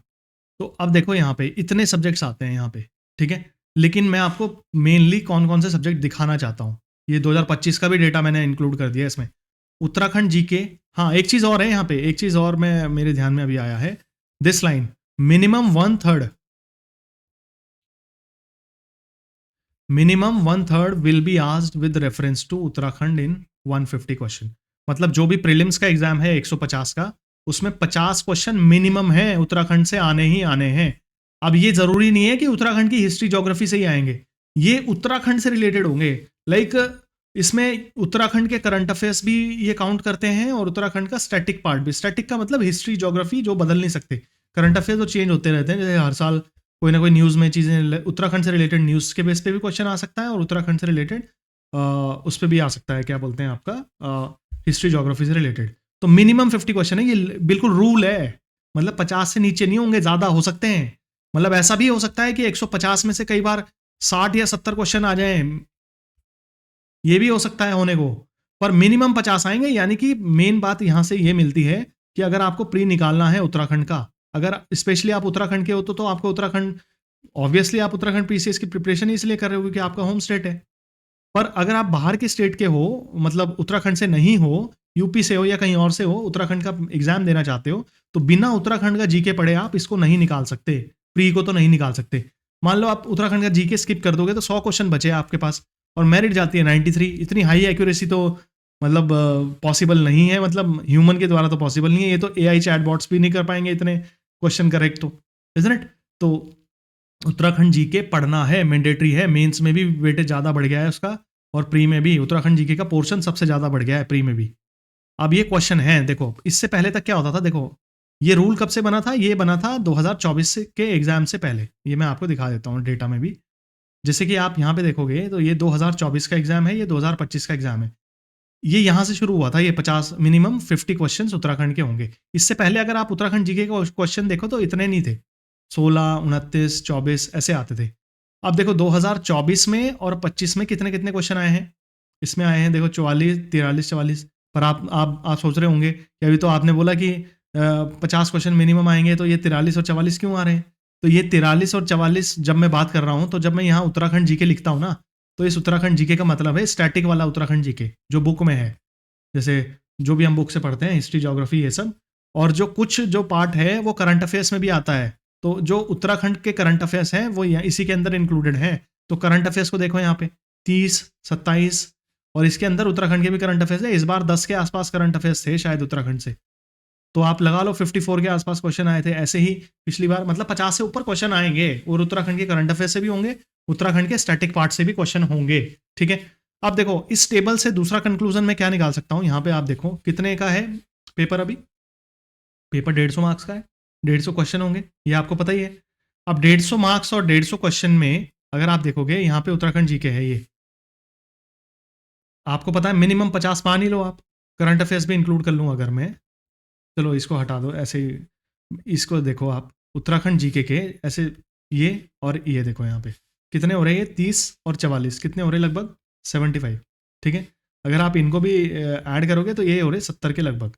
तो मतलब आप ये मान लो, देखो कंक्लूजन क्या है यहाँ से। कंक्लूजन ये है कि जो 150 मार्क्स का प्री आना है ना, उसमें से आधा पेपर, हाफ हाफ पेपर तो उत्तराखंड जीके और करंट अफेयर्स और नॉर्मल करंट अफेयर्स से ही आना है। तो देख रहे हो मतलब कितना बड़ा चंक है। और हम में से ज्यादातर लोग अगर ऐसे आप एनालाइज नहीं करोगे ना चीजों को तो नहीं निकलते प्री। फिर यहां से देखो, आप इसको ऑब्जर्व करो, 75 मार्क्स यहां से आने हैं 150 में से, और हम लोग सारा टाइम इन्हीं चीजों पे लगाते हैं। और इसमें से आना कितना है, एक ये सारा मिला के 75 आएगा। फिर ये कितने सब्जेक्ट हैं, और ये दो छोटे सब्जेक्ट हैं कंपैरेटिवली। अगर आप देखो मतलब ये इकोनॉमी, ज्योग्राफी, हिस्ट्री वगैरह से, तो उत्तराखंड जीके और करंट अफेयर्स कम टाइम में प्रिपेयर किया जा सकता है। 1-1.5 महीने में आप बिल्कुल प्रो बन सकते हो इसमें। 1.5-2 महीने लगा, 2 महीने में बन सकते हो आराम से कि मतलब 90% क्वेश्चन आप टैकल कर पाओ, ऐसे बन सकते हो आप उसमें। तो आपको एनर्जी ज़्यादा कहाँ लगानी है या कहाँ से शुरू करना है प्री के लिए, तो ये मैंने आपको बता दिया। आधा पेपर आएगा आपका उससे उत्तराखंड जीके और करंट अफेयर से, और ये देख लेना डेटा किससे कितना वेटेज है। इसके बाद आप देख सकते हो और हाई वेटेज सब्जेक्ट कौन कौन से हैं। हाई वेटेज वाले सब्जेक्ट हैं, एक आपका इस बार इकोनॉमी के क्वेश्चन कम हुए हैं, 24 में भी कम आए थे। इन्वायरमेंट के क्वेश्चन बढ़ रहे हैं अब, क्योंकि इन्वायरमेंटल इश्यूज भी ज़्यादा हो रहे हैं। सो दैट्स वाई इन्वायरमेंट के क्वेश्चन भी बढ़ना शुरू हो गए हैं। ऐसे ज्योग्राफी के क्वेश्चन भी डिसेंट अमाउंट में आते हैं, हिस्ट्री के भी और पॉलिटी के भी। तो ये कुछ सब्जेक्ट हैं मेन मेन। इसके अलावा अब टेक्नोलॉजी के भी क्वेश्चन आने लगे हैं। पहले साइंस के क्वेश्चन आते थे। टेक्नोलॉजी और साइंस को मैं डिफ्रेंशिएट ऐसे करता हूँ, जनरल साइंस का मतलब जो बुक में आपकी 9th-10th में, टेक्नोलॉजी का मतलब जो अभी लेटेस्ट ट्रेंड चल रहा है, AI, 5G, या फिर और भी बायो में कोई टेक्नोलॉजी चल रही है मान लो, इस सब चीज़ों के उनके भी क्वेश्चन आना शुरू हो रहे हैं। अब 25 में देखे हैं क्वेश्चन मैंने टेक्नोलॉजी के। और ऐसे इंटरनेशनल रिलेशन से रिलेटेड जो मतलब वर्ल्ड अफेयर्स से रिलेटेड जो न्यूज़ होती हैं, उनसे भी क्वेश्चन आ रहे हैं। अब इसमें इंटरनेशनल रिलेशन का मतलब है कि हम ऑर्गेनाइजेशन भी आ गई इसमें और इंटरनेशनल के अफेयर्स भी आ गए इसमें। ठीक है, तो ये आप देख लेना, टेबल एनालाइज कर लेना, इस टेबल के एनालिसिस पे अपनी स्ट्रैटेजी बनाना। इस टेबल के बेसिस पे मैंने क्या किया है, एक वो बनाया है ROI वाइज, किस टॉपिक का कितनी आपको उसमें, जिस टॉपिक की जितनी औकात है प्रीलिम्स के हिसाब से, उस हिसाब से आपको टाइम देना है। तो सबसे पहली बात जो मैंने आपको बताया, 50% ऑफ द पेपर इन दोनों में से आएगा। इसमें से उत्तराखंड जीके, करंट अफेयर्स, और आपका उत्तराखंड के करंट अफेयर्स भी हैं इसमें, और अदर्स वाले करंट अफेयर्स भी हैं, नेशनल इंटरनेशनल वाले। ठीक है, 50% पेपर यहाँ से है। इसके अलावा आपको कहाँ टाइम लगाना है, इसके अलावा आप पॉलिटी प्रिपेयर करो, ज्योग्राफी प्रिपेयर करो, क्योंकि 30 के आसपास क्वेश्चन यहाँ से मिल जाएंगे दोनों को मिला के। और फिर उसके बाद आप इन पे आ सकते हो, इन वाले इनको अपने अकॉर्डिंग कर सकते हो। पर अगर आपको प्री की तैयारी करनी है, सो फर्स्ट ऑफ ऑल इनको आपको इन सब्जेक्ट पे आना है फर्स्ट ऑफ ऑल। ठीक है, अब हम आते हैं आगे। ठीक, अब देखो कट ऑफ ये ऊपर क्यों जा रही है आजकल, वो आपको पता ही है। अब हर साल एग्जाम होगा तो वैकेंसी डिक्रीज होती जाएगी, वैकेंसी डिक्रीज होगी तो कट ऑफ, एक फैक्टर वो हो गया। दूसरा फैक्टर ये है कट ऑफ ऊपर जाने का कि अब मतलब एक्सेस ऑफ एजुकेशन ज़्यादा बढ़ चुका है, यूट्यूब पे हर चीज़ अवेलेबल है। अब वो इन्फॉर्मेशन गैप नहीं है कि पैसे वाला दिल्ली में पढ़ लेगा और गांव वाला गांव में ही रह जाएगा और उसको कुछ पता ही नहीं लगेगा, वो वाला टाइम गया। अब हर कोई हर कुछ सीख सकता है घर पे बैठ के ही, तो इस वजह से कंपटीशन बढ़ रहा है। तो अब नंबर ऑफ़ कैंडिडेट भी ऑब्वियसली बढ़ ही रहे हैं हर साल। और मतलब आप अनएम्प्लॉयमेंट भी देखो तो मतलब प्राइवेट सेक्टर के में जितने भी लोग हैं वो तो सभी लोग देते ही हैं इस एग्ज़ाम को, ताकि उत्तराखंड में अपना जॉब कर पाएँ। अच्छी जॉब है। ऊपर से लेवल ऑफ GS का पेपर का लेवल भी अब बढ़ रहा है धीरे धीरे। अगर आप देखोगे 25 का पेपर, तो 25 वाले पेपर में काफ़ी स्टेटमेंट बेस्ड और ऐसे क्वेश्चन आए हैं जिनको आपको डायरेक्ट बुक में नहीं मिलेंगे आंसर भी, ठीक है। तो वो वाली रीडिंग, वैसे क्वेश्चन आपके कब सॉल्व होते हैं, जब आपने ना मेंस की तैयारी करी हो अच्छे से, तभी मैं बोल रहा हूँ आप मेंस और प्री के सब्जेक्ट को से शुरू करो, फिर मेंस वाले सब्जेक्ट प्रिपेयर करो, फिर प्री वाले पे आओ, एग्जाम से प्री से 3-4 महीने पहले, ऐसे करके प्रिपेयर करना है आपको। इस तरीके से करोगे तो वो हाई लेवल वाले जो एनालिटिकल क्वेश्चन होते हैं स्टेटमेंट बेस्ड, वो आप अच्छे से टैकल कर पाओगे। और मतलब हर टाइप का क्वेश्चन आप टैकल करने की सिचुएशन में होंगे, चाहे प्री का हो चाहे मेंस का हो। और सी सैट भी कई बार डिसाइड कर देता है कि कट ऑफ क्या जाएगी, क्योंकि सी सैट 24 में सी सैट डिफिकल्ट आया तो वो कट ऑफ 87 पे चली गई। इस बार सी सैट हल्का था, 25 वाला सी सैट हल्का था, ठीक है। तो उसकी कट ऑफ इसीलिए उसका रोल नहीं है, मतलब जीएस का ही रोल रहा स्टूडेंट्स के लिए। ना आगे बढ़ते हैं। अब देखो ट्रेंड क्या है जीएस के पेपर में, अगर आप देखोगे नेचर अभी भी फैक्चुअल ही है काफ़ी, मतलब अभी सारा पेपर तो फैक्चुअल नहीं आ रहा है। 25 में एक ट्रेंड इस्टेब्लिश हो चुका है कि अब क्या है, ये प्रीवियस ट्रेंड है वैसे, मतलब 25 से पहले तक के पेपर में फैक्चुअल आपका सब आता था और डायरेक्ट आपके कॉमन सोर्सेज से भी मिलता था, जो भी कॉमन सोर्सेज आप पढ़ते हो किसी किसी सब्जेक्ट के लिए। और उसके बाद रिपीटेशन भी होता था क्वेश्चन का, कभी यूके ट्रिपल एस सी का क्वेश्चन यूकेपीएससी में आ गया, या इधर का क्वेश्चन वहाँ चला गया, ऐसे भी होता था। या किसी एग्जाम में कोई क्वेश्चन आया है, वही क्वेश्चन आ गया दोबारा से, इस टाइप का। अब देखो न्यू ट्रेंड क्या है, न्यू ट्रेंड के लिए आपको ये वाले पेपर ऑब्जर्व करने हैं। ये पेपर अभी अभी हुए हैं, मतलब 2025 में, ठीक है। कौन सा हुआ है, पीसीएस का पेपर, ये अपर नाम से होगा, ध्यान रखना, अपर सबऑर्डिनेट बोलते हैं इसको। फिर इलेक्शन कमीशन का एक आरओ का एग्जाम हुआ था, वो भी प्री की तरह ही है, तो उसका पेपर देखना आप। फिर ये रिव्यू, सॉरी हाँ, समीक्षा रिव्यू ऑफिसर आपका एडवोकेट जनरल वाला हुआ था 2025 में ही। फिर लोअर पीसीएस, इसको बोलते हैं लोअर सबऑर्डिनेट, ठीक है, लोअर सबऑर्डिनेट सर्विसेज एग्जाम, ऐसे करके। तो ये 4-5 एग्जाम हुए थे। ये वाला ट्रेंड है अब, इन इन पेपर्स को ज़्यादा इंपॉर्टेंस देना, प्री के एग्जाम की तैयारी करते टाइम इनके अकॉर्डिंग ज़्यादा तैयारी करना। प्रीवियस ईयर वाले भी, इससे पहले वाले भी इंपॉर्टेंट हैं, पर क्वेश्चन का डिफिकल्टी लेवल अब चेंज हो रहा है, तो उससे इन पेपर से आप ऑब्जर्व कर लेना। अब चेंज में मैंने जो चेंज ऑब्जर्व किया है, वो चेंज ये है कि नेचर ऑफ क्वेश्चन चेंज हो रहा है। अब किस किस टाइप के क्वेश्चन आने लग गए हैं, क्रोनोलॉजी बेस्ड क्वेश्चन आने लग गए हैं। अब क्रोनोलॉजी मतलब इनको ये 4 ऑप्शन दे दिए, उनको उसमें लगाना है आपको, क्या बोलते हैं, सही क्रम में लगाना है। या फिर असर्शन रीजन वाले क्वेश्चन आते हैं, कथन और क्या बोलते हैं उन्हें, कथन और कारण, ऐसे करके क्वेश्चन आते हैं। फिर मैचिंग वाले क्वेश्चन आने लग गए हैं ज़्यादा, स्टेटमेंट बेस्ड क्वेश्चन आने लग गए हैं। तो ये टाइप के नए नए क्वेश्चन आने लग गए हैं प्री में। सो प्री की तैयारी इसको देख के ही करें अब। और अभी जो करंटली, और जो भी आप टेस्ट सीरीज ज्वाइन करो तो वहां पे भी देखना कि वो इस टाइप के क्वेश्चन मैच भी कर रहे हैं उस टेस्ट सीरीज के या नहीं। और मेरा एडवाइस ये है, जब भी आप टेस्ट सीरीज प्री के लिए ज्वाइन करोगे तो 2-3 इंस्टीट्यूट की करना, ताकि आपको nature of question, diversity of question ज़्यादा मिले देखने के लिए। जितना प्री की तैयारी का सिंपल है, देखो प्री की तैयारी में नॉलेज तो चाहिए, प्री की तैयारी में नॉलेज तो चाहिए, लेकिन नॉलेज के साथ साथ एप्टीट्यूड ऑफ क्या बोलते हैं, एमसीक्यू सॉल्विंग भी चाहिए। मतलब वो कैसे आता है, वो ऐसे आता है जब आप बार बार पेपर सॉल्व करते हो तो आपको पता लगता है कि कैसे आप तुक्का लगा सकते हो, कितने तुक्के आपके सही जाते हैं, या क्या क्या चीज़ आप भूलते हो, तो उसको आप रिविजिट भी करोगे रिवीजन के लिए।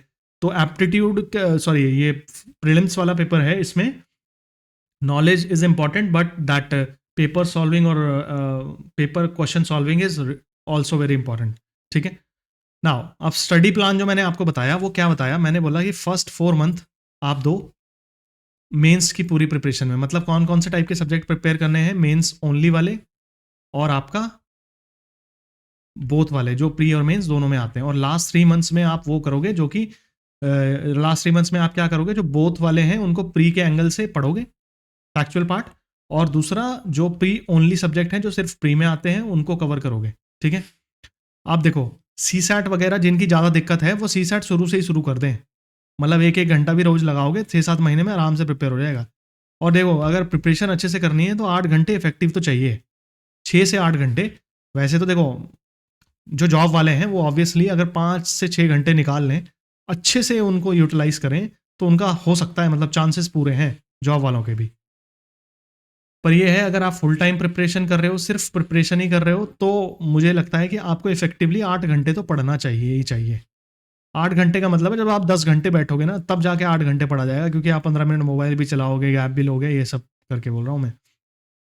और जब भी आप पढ़ने बैठो, जब आप पढ़ना स्टार्ट कर रहे हो, तो कम से कम 2 सब्जेक्ट पढ़ें, एक ही सब्जेक्ट ना पढ़ें मतलब पूरा-पूरा दिन। उससे बोरियत आएगी और चीज़ें कम समझ आएगी। दूसरा, यहाँ पे एक चीज़ और है, इस एग्ज़ाम को आप स्कूल के एग्ज़ाम से या कॉलेज के एग्ज़ाम से कंपेयर ना करें। उसका मैं रीज़न बता रहा हूँ। स्कूल और उसमें जब हम रीडिंग करते हैं ना, तो वो पैसिव रीडिंग ज़्यादा करते हैं हम, न्यूज़पेपर की तरह पढ़ते हैं, मतलब हमने पढ़ तो लिया, पर वो माइंड में नहीं गया। तो यहाँ पे ऐसा नहीं चलेगा। यहाँ पे जो भी आपको सोर्स पढ़ना है, उसको मतलब पी जाना है पूरा। पीने का मतलब एक-एक फैक्ट ध्यान रखना है आपको, ध्यान रखना है। ऊपर से क्वेश्चंस कैसे फ्रेम हो सकते हैं, सारे 360 डिग्री एंगल से सोचना है। यहाँ पे पढ़ाई का मतलब सिर्फ पढ़ाई नहीं है, पढ़ाई के स्टेजेस हैं। पढ़ाई के बाद रिमेंबर भी करना है, रिवीजन भी करना है, बहुत सारी चीज़ें हैं उसमें, ठीक है? फिर लास्ट के 3 मंथ में मेरी स्ट्रैटेजी के अकॉर्डिंग अगर आप चलो, तो आपको सिर्फ प्री वाला प्रिपरेशन करना है, जिसमें आप सीसैट भी प्रिपेयर करोगे, टेस्ट भी दोगे और 5 घंटे डेली जो है जीएस पढ़ोगे। 3-4 घंटे सीसैट को दोगे अगर आपको सीसैट की ज़रूरत है। सीसैट का पता कैसे लगेगा? तो पिछले 4-5 जो सीसैट के पेपर हैं, उनको उठा के देख लेना। सॉल्व कर पा रहे हो, तो अच्छी बात है। मतलब देख लेना, अगर 50% से ऊपर तुम्हारा स्कोर आ रहा है उसमें, तो नहीं है आपको सीसैट की ज़रूरत। वरना आपको सीसैट की प्रिपरेशन की सख्त ज़रूरत है फिर आपको भी, ठीक है? और सीसैट के लिए अलग से वीडियो भी आएगा प्रिपरेशन का। अब देखो पढ़ना कैसे है वो मैं आपको बता देता हूँ, ठीक है? जैसे कि मैंने आपको बताया था, नोट मेकिंग मैंने आपको बताई थी मेंस के लिए कैसे करनी है। अब मैं आपको बताता हूँ पढ़ना कैसे है। अब देखो पढ़ना ऐसे है कि ये आप देख रहे हो, सबसे पहले आपको क्या करना है, सिलेबस रखना है प्री का और मेंस का। ये भी पता है आपको कि प्री का सिलेबस अलग है, मेंस का सिलेबस अलग है, ठीक है? और देखना हिस्ट्री पे प्री में क्या लिखा है और मेंस में क्या लिखा है। अगर आप देखोगे तो प्री के हिस्ट्री में एंशिएंट मिडाइवल भी है, मेंस में नहीं है वो। तो ये सभी ऑब्जर्व करना है। जब आप सिलेबस मतलब दोनों रखने हैं आपको, प्री का भी मेंस का भी, ये सबसे पहले आपके पास सोर्सेज होने चाहिए, ठीक है? फिर दूसरा क्या स्टेप है आपका, वो रखने के बाद जो भी आपने बेसिक सोर्स इस्टेब्लिश किया है अपना उस सब्जेक्ट के लिए, उस सब्जेक्ट से आपको पढ़ना है। ये मैं सेल्फ प्रिपरेशन स्ट्रैटेजी बता रहा हूँ, कोचिंग वोचिंग की बात नहीं कर रहा हूँ। अगर आप अपने दम पे प्रिपरेशन करना चाहते हो तो ऐसे करना है आपको। रीडिंग फ्रॉम बेसिक सोर्स, जो भी आपने सोर्स रेफर किया है उससे क्या कर सकते हो आप, उस टॉपिक को पढ़ो। अगर टॉपिक को समझने में, समझना भी है, पढ़ना भी है, सब कुछ करना है, ठीक है? और अगर उस टॉपिक को पढ़ने में कोई प्रॉब्लम आ रही है, तो आपको क्या करना है, यूट्यूब वीडियोस की आपकी हेल्प लेनी है। यूट्यूब वीडियो, कोई भी बुक है ना, जैसे मान लो लक्ष्मीकांत है पॉलिटी की, अगर आप सिर्फ यूट्यूब पे ऐसे लिखोगे ना, लक्ष्मीकांत पॉलिटी प्लेलिस्ट, तो दुनिया भर के लोगों ने प्लेलिस्ट बनाई हुई है, वो पूरी की पूरी बुक पढ़ाई हुई है। तो जो भी टॉपिक समझने में आपको दिक्कत आए, नॉर्मल सब बुक्स की वीडियोस आपको वहां पे मिल जाएंगी। या फिर आप टॉपिक लिख के भी वहां पे सर्च कर सकते हो, या बुक की वीडियो देखनी है बुक की वीडियो भी देख सकते हो, फ्री में आप प्रिपरेशन कर सकते हो। अगर, लेकिन हाँ, मैं ये नहीं कहूंगा कि सारी चीज़ों में यूट्यूब की वीडियोस देखो आप, क्योंकि कोई चीज़ जो आप 10 मिनट में पढ़ के खत्म कर सकते हो, उसके लिए 1 घंटे की वीडियो क्यों देखनी? जो चीज़ ज़्यादा कॉम्प्लिकेटेड है उसको आप वीडियो से देखो बस, ठीक है? फिर उसके बाद क्या करना है, आपके पास प्रीवियस ईयर प्रीलिम्स के पेपर भी होने चाहिए, सारे होने चाहिए जितने मैक्सिमम हो सके। यूकेपीएससी के भी हों, चाहे अदर स्टेट पीसीएस के भी हों, और यूपीएससी वाले भी हों, सारे टाइप के पेपर, प्रीलिम्स वाले ऑब्जेक्टिव पेपर, और मेंस के भी हों। मेंस के भी हर जगह के पेपर इंपॉर्टेंट है आपके लिए, ठीक है? पीसीएस के भी, उत्तराखंड वाले भी, और हर टाइप के पेपर। फिर क्या करना है आपको, जो भी आपने टॉपिक पढ़ा उसके बेसिस पे आपको पीवाईक्यू सॉल्व करना है, ठीक है? और जो मैंने आपको बताया था मेंस के लिए आपको क्या करना है, जो भी आपका ये है पीवाईक्यू है मेंस का, उसको अपने मेंस के नोट्स में इंटीग्रेट करते हुए चलना है, ठीक है? ये है बस प्रिपरेशन का सोर्स। और नोट्स आपको बनाने कब है, नोट्स मैंने आपको बताया जब 2 रीडिंग हो जाए, 3rd रीडिंग में ही नोट्स बनाएं। पहली रीडिंग में नोट्स बना के कुछ नहीं निकलेगा, आपको पता ही नहीं है कि क्या इंपॉर्टेंट है क्या नहीं है। वो आपको गाइडेंस देगी टॉपिक में क्या इंपॉर्टेंट है क्या नहीं है, प्रीलिम्स और मेंस के क्वेश्चन वो बताएंगे आपको कि इंपॉर्टेंट है क्या नहीं है। ये नोट्स बनाओगे आप 3rd रीडिंग में, उसके बाद आपको अपना मटेरियल तैयार करके बस वही मटेरियल को सब कुछ मान के उसी से ही तैयारी करनी है फिर रिवीजन में, ठीक है? ये आपका प्रोसेस होगा, फ्लो ऑफ प्रिपरेशन, ठीक है? अब मैं आपको रिसोर्स फाइल पे ले जा लेता हूँ। रिसोर्स फाइल का मतलब है कि आपको किन किन रिसोर्सेस से जो है इसको प्रिपेयर करना है, किसको, इस एग्जाम को। तो मैंने क्या किया है, जिन जिन रिसोर्सेज की आपको जरूरत है वो मैंने सारे लिख दिए हैं यहाँ पे, ठीक है? तो अब इस पे चलते हैं हम, जस्ट वेट अ सेकेंड, ठीक है? सबसे पहली बात मैंने आपको बताया, रिसोर्स में आपको प्रीलिम्स के लिए क्या चाहिए, प्रीलिम्स का सिलेबस चाहिए, वो वेबसाइट पे मिल जाएगा। फिर आपको प्रीलिम्स के पेपर्स चाहिए ओरिजिनल, वो वहाँ पे वेबसाइट पे मिल जाएंगे आपको सारे, यूकेपीएससी के ही, ठीक है? फिर उसके बाद अगर आपको ये वेबसाइट के इन्हीं पेपर के झंझट में नहीं पड़ना कि आप आंसर की देखो या ये सब देखो। तो ये बुक दिखी मेरे को, काफ़ी सही बुक है, मतलब इसमें काफ़ी पेपर हैं यूकेपीएससी वाले, तो इसमें आपको सारे पेपर मिल जाएंगे। वो भी शायद ये चैप्टर वाइज सॉल्व है। चैप्टर वाइज का मतलब देखो, ओरिजिनल जो पेपर होता है ना वो चैप्टर वाइज नहीं होता, ओरिजिनल पेपर होता है रैंडम। हिस्ट्री का एक क्वेश्चन यहाँ होगा तो एक वहाँ होगा, और अलग अलग सब्जेक्ट आएंगे डिफरेंट डिफरेंट वे में। इंपॉर्टेंट ओरिजिनल पेपर भी हैं और ओरिजिनल चैप्टर वाइज भी इंपॉर्टेंट है। जब आप प्रिपेयर कर रहे हो ना, जब आप प्रिपरेशन स्टार्ट कर रहे हो, तब आपको जरूरत पड़ती है चैप्टर वाइज की। तो चैप्टर वाइज के लिए आप इस बुक को रेफर कर सकते हो, ताकि जो भी टॉपिक आपने पढ़ा उसका चैप्टर खोला और उससे देख लिया कि क्या क्या क्वेश्चन आए थे। ठीक है, ओरिजिनल क्वेश्चन क्यों इंपॉर्टेंट है? क्योंकि जब आप ओरिजिनल क्वेश्चन ना, आपके माइंड की शिफ्टिंग को, जब सब्जेक्ट चेंज होता है ना, जब एक ही रिदम में आप पढ़ रहे हो, तब तो क्वेश्चन सही करना ईजी है, सारे क्वेश्चन के आंसर देना।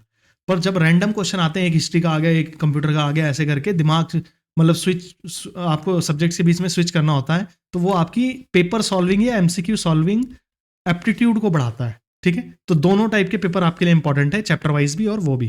ठीक है, कौन से?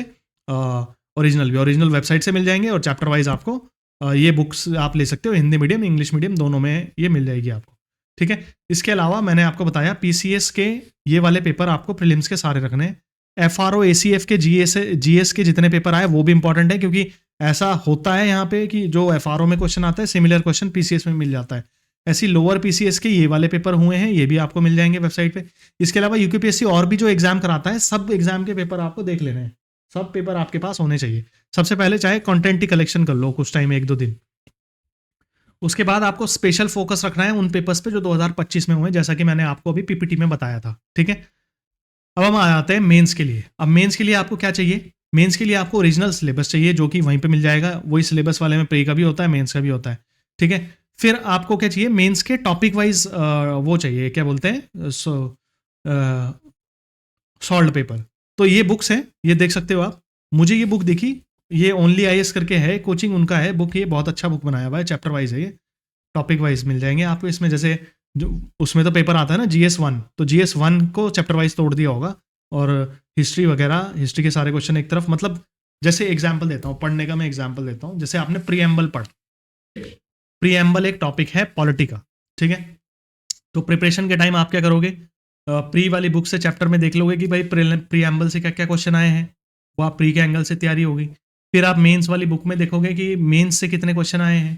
ठीक है, तो ऐसे करके आप इनको देख सकते हो। इस वाली बुक में क्या है, उत्तराखंड के साथ यूपी, यूपीएससी, बीपीएससी सबके पेपर यहाँ पे हैं।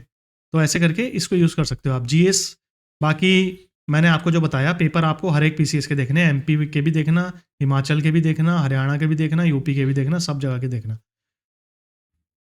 ठीक है, अब ये जो मैंने बुक आपको बताई थी, ये वाली, ये सिर्फ यूकेपीएससी के पेपर हैं इसमें, ये ध्यान रखना।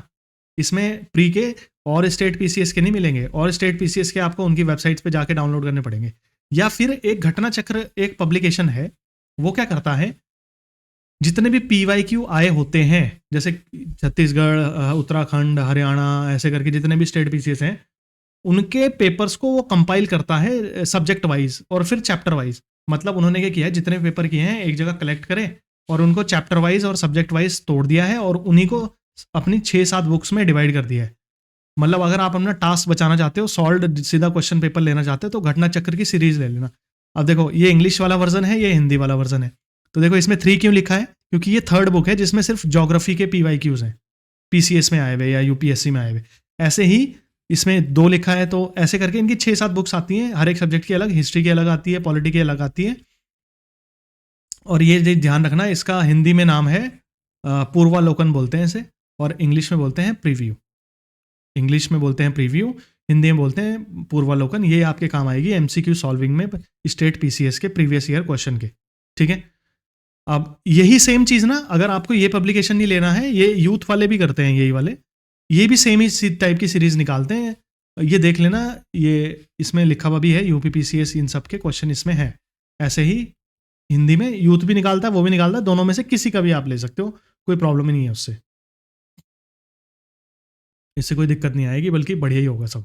ठीक है, अब हम क्या करते हैं, देखो ये पीडीएफ ना मैं बता नहीं रहा हूँ इसमें ज़्यादा कुछ, क्योंकि मैंने इसमें सब कुछ लिख दिया है, मैं पढ़ देता हूँ कुछ कुछ।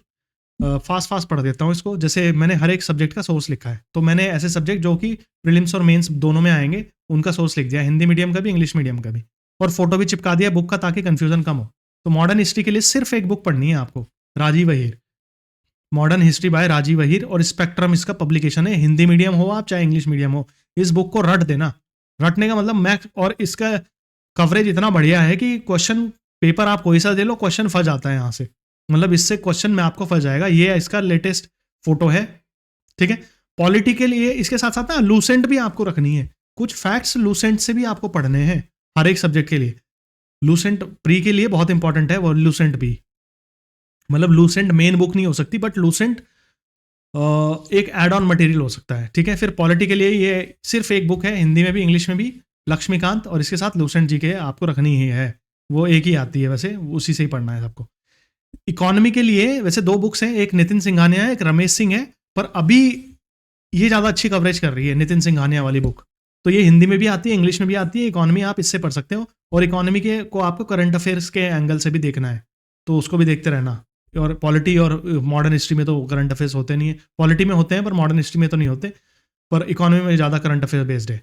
और देखो ज्योग्राफी में आपको सिर्फ एनसीईआरटीज पढ़नी है क्लास 11th और 12th की, और इसके साथ आपको एटलस रखनी है ताकि लोकेशंस वगैरह ये सब मैप वगैरह देखने को मिले आपको। तो क्लास 11th की 2 एनसीईआरटी हैं, क्लास 12th की 2 एनसीईआरटी हैं, ये 4 एनसीईआरटी आपको घोट के पी जानी है अगर ज्योग्राफी आपको स्ट्रांगली प्रिपेयर करनी है, ठीक है। समझनी भी है, रट्टा भी मारना है, सब कुछ करना है, ठीक है। अब देखो, और इनके मैंने फोटो भी लगा दिए हैं, ये इंग्लिश वाला फोटो है, ये हिंदी वाला।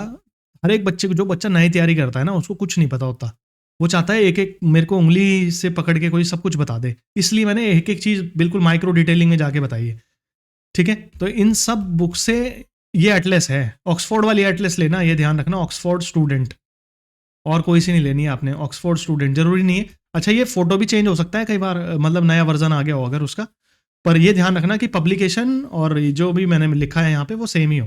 हिंदी मीडियम इंग्लिश मीडियम दोनों को एनसीईआरटी पढ़नी है, ठीक है। अभी तक अब हम आगे बढ़ते हैं, इसके लिए क्या बोलते हैं, इन्वायरमेंट पे आ गए हम। इन्वायरमेंट वाले सेक्शन को आपको कैसे प्रिपेयर करना है, हिंदी में ये आती है, वैसे इसको पढ़ सकते हो आप, ये प्री के लिए ज़्यादा इंपॉर्टेंट है, और वैसे पीसीएस के लिए ये चल जाती है, ठीक ठाक चल जाती है। हिंदी में आती है, और इंग्लिश में ये शंकर आईएएस की बुक आती है, शंकर आईएएस इन्वायरमेंट हिंदी में, तो आप इसको ऐसे पढ़ सकते हो, शंकर आईएएस इंग्लिश मीडियम, और हिंदी में आपको दृष्टि वालों की बुक पढ़नी है। अब देखो उत्तराखंड जीके, जो सबसे डायनेमिक सा, नॉट डायनेमिक मतलब इंपॉर्टेंट पार्ट है इस एग्जामिनेशन प्रोसेस का, तो इसमें जितने भी देखो हिंदी मीडियम है या इंग्लिश मीडियम है, बुक्स ज़्यादा हिंदी में है उत्तराखंड जीके की। तो इसमें सबसे बेस्ट बुक जो अभी 2 मार्केट में चल रही हैं, एक नोट्स पब्लिकेशन की बुक है, बी एस नेगी है, वो उन्होंने लिखी हुई है, मतलब उन्होंने क्या किया है, काफ़ी सारी बुक्स को एक ही जगह कंपाइल कर दिया है। और एक परीक्षा वाणी है, मैं आपको कहूँगा कि दोनों ही रख लो आप, दोनों रख लो आप बुक, नोट्स और परीक्षा वाणी, ठीक है। इसमें परीक्षा वाणी में हिस्ट्री का सेक्शन अच्छा नहीं है, और क्वेश्चन इससे फंस नहीं रहे हैं अब हिस्ट्री के सेक्शन से, हिस्ट्री छोड़ के हिस्ट्री इससे पढ़ लेना, और परीक्षा वाणी से बाकी चीज़ें पढ़ सकते हो आप उत्तराखंड के लिए, ठीक है। और इंग्लिश मीडियम के पास क्या ऑप्शन है, इंग्लिश मीडियम अगर आप हिंदी में पढ़ सकते हो तो पढ़ लो, क्योंकि कंटेंट इसी में अच्छा है। वरना इंग्लिश मीडियम के पास एक दो ऑप्शन हैं, एक हमने पीडीएफ बनाया था पिछली बार, 1 लाइनर टाइप का, वो प्रीलिम्स के लिए काम आ जाएगा आपके, वो टेलीग्राम चैनल पे पढ़ा है, वो पढ़ सकते हो। एक अरिहंत की जीके की बुक आती है, उसको देख सकते हो, देखना है तो। और दूसरा ये है कि अगर आपको डिटेलिंग में पढ़ना है, डिटेल में जानना है, तो हिंदी मीडियम के पास 2 ऑप्शन है हिस्ट्री पढ़ने के उत्तराखंड की, एक अजय सिंह रावत है राइटर, और एक यशवंत सिंह कटोच है। इन दोनों में से किसी की भी आप बुक पढ़ सकते हो, हिंदी मीडियम वाले, इसकी प्रिपरेशन के लिए, पीसीएस की प्रिपरेशन, हिस्ट्री प्रिपेयर होगी लेकिन सिर्फ, ठीक है। और इंग्लिश मीडियम में अजय सिंह रावत भी आती है, ठीक है। और यूके अगर आपको डिटेलिंग में पढ़ना है मेंस के लिए, तो उत्तराखंड ये हिमांशु कफलतिया सर की बुक आती है, 2016 पीसीएस के रैंक 1 है, ठीक है। तो ऐसे आप देख सकते हो, इनसे ही आपको प्रिपेयर करना है। ये मैं आपको इनके फोटोज दिखा देता हूँ, ये आपकी 1 लाइनर है, नोट्स ये और ये ज़्यादा इंपॉर्टेंट है दोनों बुक्स। इसके अलावा आप लो चाहे ना लो, पर आपको मेंस की भी तैयारी करनी है तो हिस्ट्री थोड़ा अच्छे से ही पढ़ो, आप अच्छे से पढ़नी है तो ये वाली बुक्स हैं आपके लिए। अजय सिंह रावत है, ये इंग्लिश में है अजय सिंह रावत, और ये आपकी यशवंत सिंह कटोच वाली है। और ये आपकी बुक है अरिहंत वाली, देख लेना आप। इंग्लिश मीडियम वाले के पास ये 2 ऑप्शंस हैं, और हिंदी मीडियम एक ये भी है थर्ड। हिंदी मीडियम में तो ये काफ़ी सारे ज़्यादातर बुक्स हिंदी में ही आती हैं उत्तराखंड में, वो देख सकते हो आप। अब हम आते हैं एंशिएंट और मिडाइवल पे, ठीक है। एंशिएंट के लिए आप क्या कर सकते हो, एंशिएंट और मिडाइवल आएगा सिर्फ प्री में, ठीक है। इंग्लिश मीडियम वालों के पास तो अच्छा ऑप्शन है। इंग्लिश मीडियम वालों के पास तमिलनाडु बोर्ड की क्लास 11th की एक एनसीईआरटी आती है, नई वाली की बात कर रहा हूँ मैं, वो भी दिखा दूंगा आपको कैसा है। ऐसा पीडीएफ मिल जाएगा आपको, डाउनलोड कर लेना ये वाला पीडीएफ। ये हिस्ट्री, इसमें एंशिएंट भी है मिडाइवल भी है, ठीक है। अगर आप चाहते हो, अगर आप मान लो हिंदी मीडियम के हो, तो ये ऑप्शन आपके पास नहीं है तमिलनाडु बोर्ड वाला, क्योंकि तमिलनाडु बोर्ड इंग्लिश में ही अपनी बुक्स को निकालता, ठीक है। लेकिन आप क्या कर सकते हो, ये एंशिएंट मिडिवल आप इनसे भी प्रिपेयर कर सकते हो, लूसेंट वाली जीके से, या फिर हिंदी मीडियम वाले इसकी जगह पे परीक्षा वाणी की एंशिएंट वाली और मिडाइवल वाली बुक को ले सकते हैं। मिडाइवल भी आती है उनकी, परीक्षा वाणी की एंशिएंट हिस्ट्री एनसीईआरटी बेस्ड, वो आप ले सकते हो।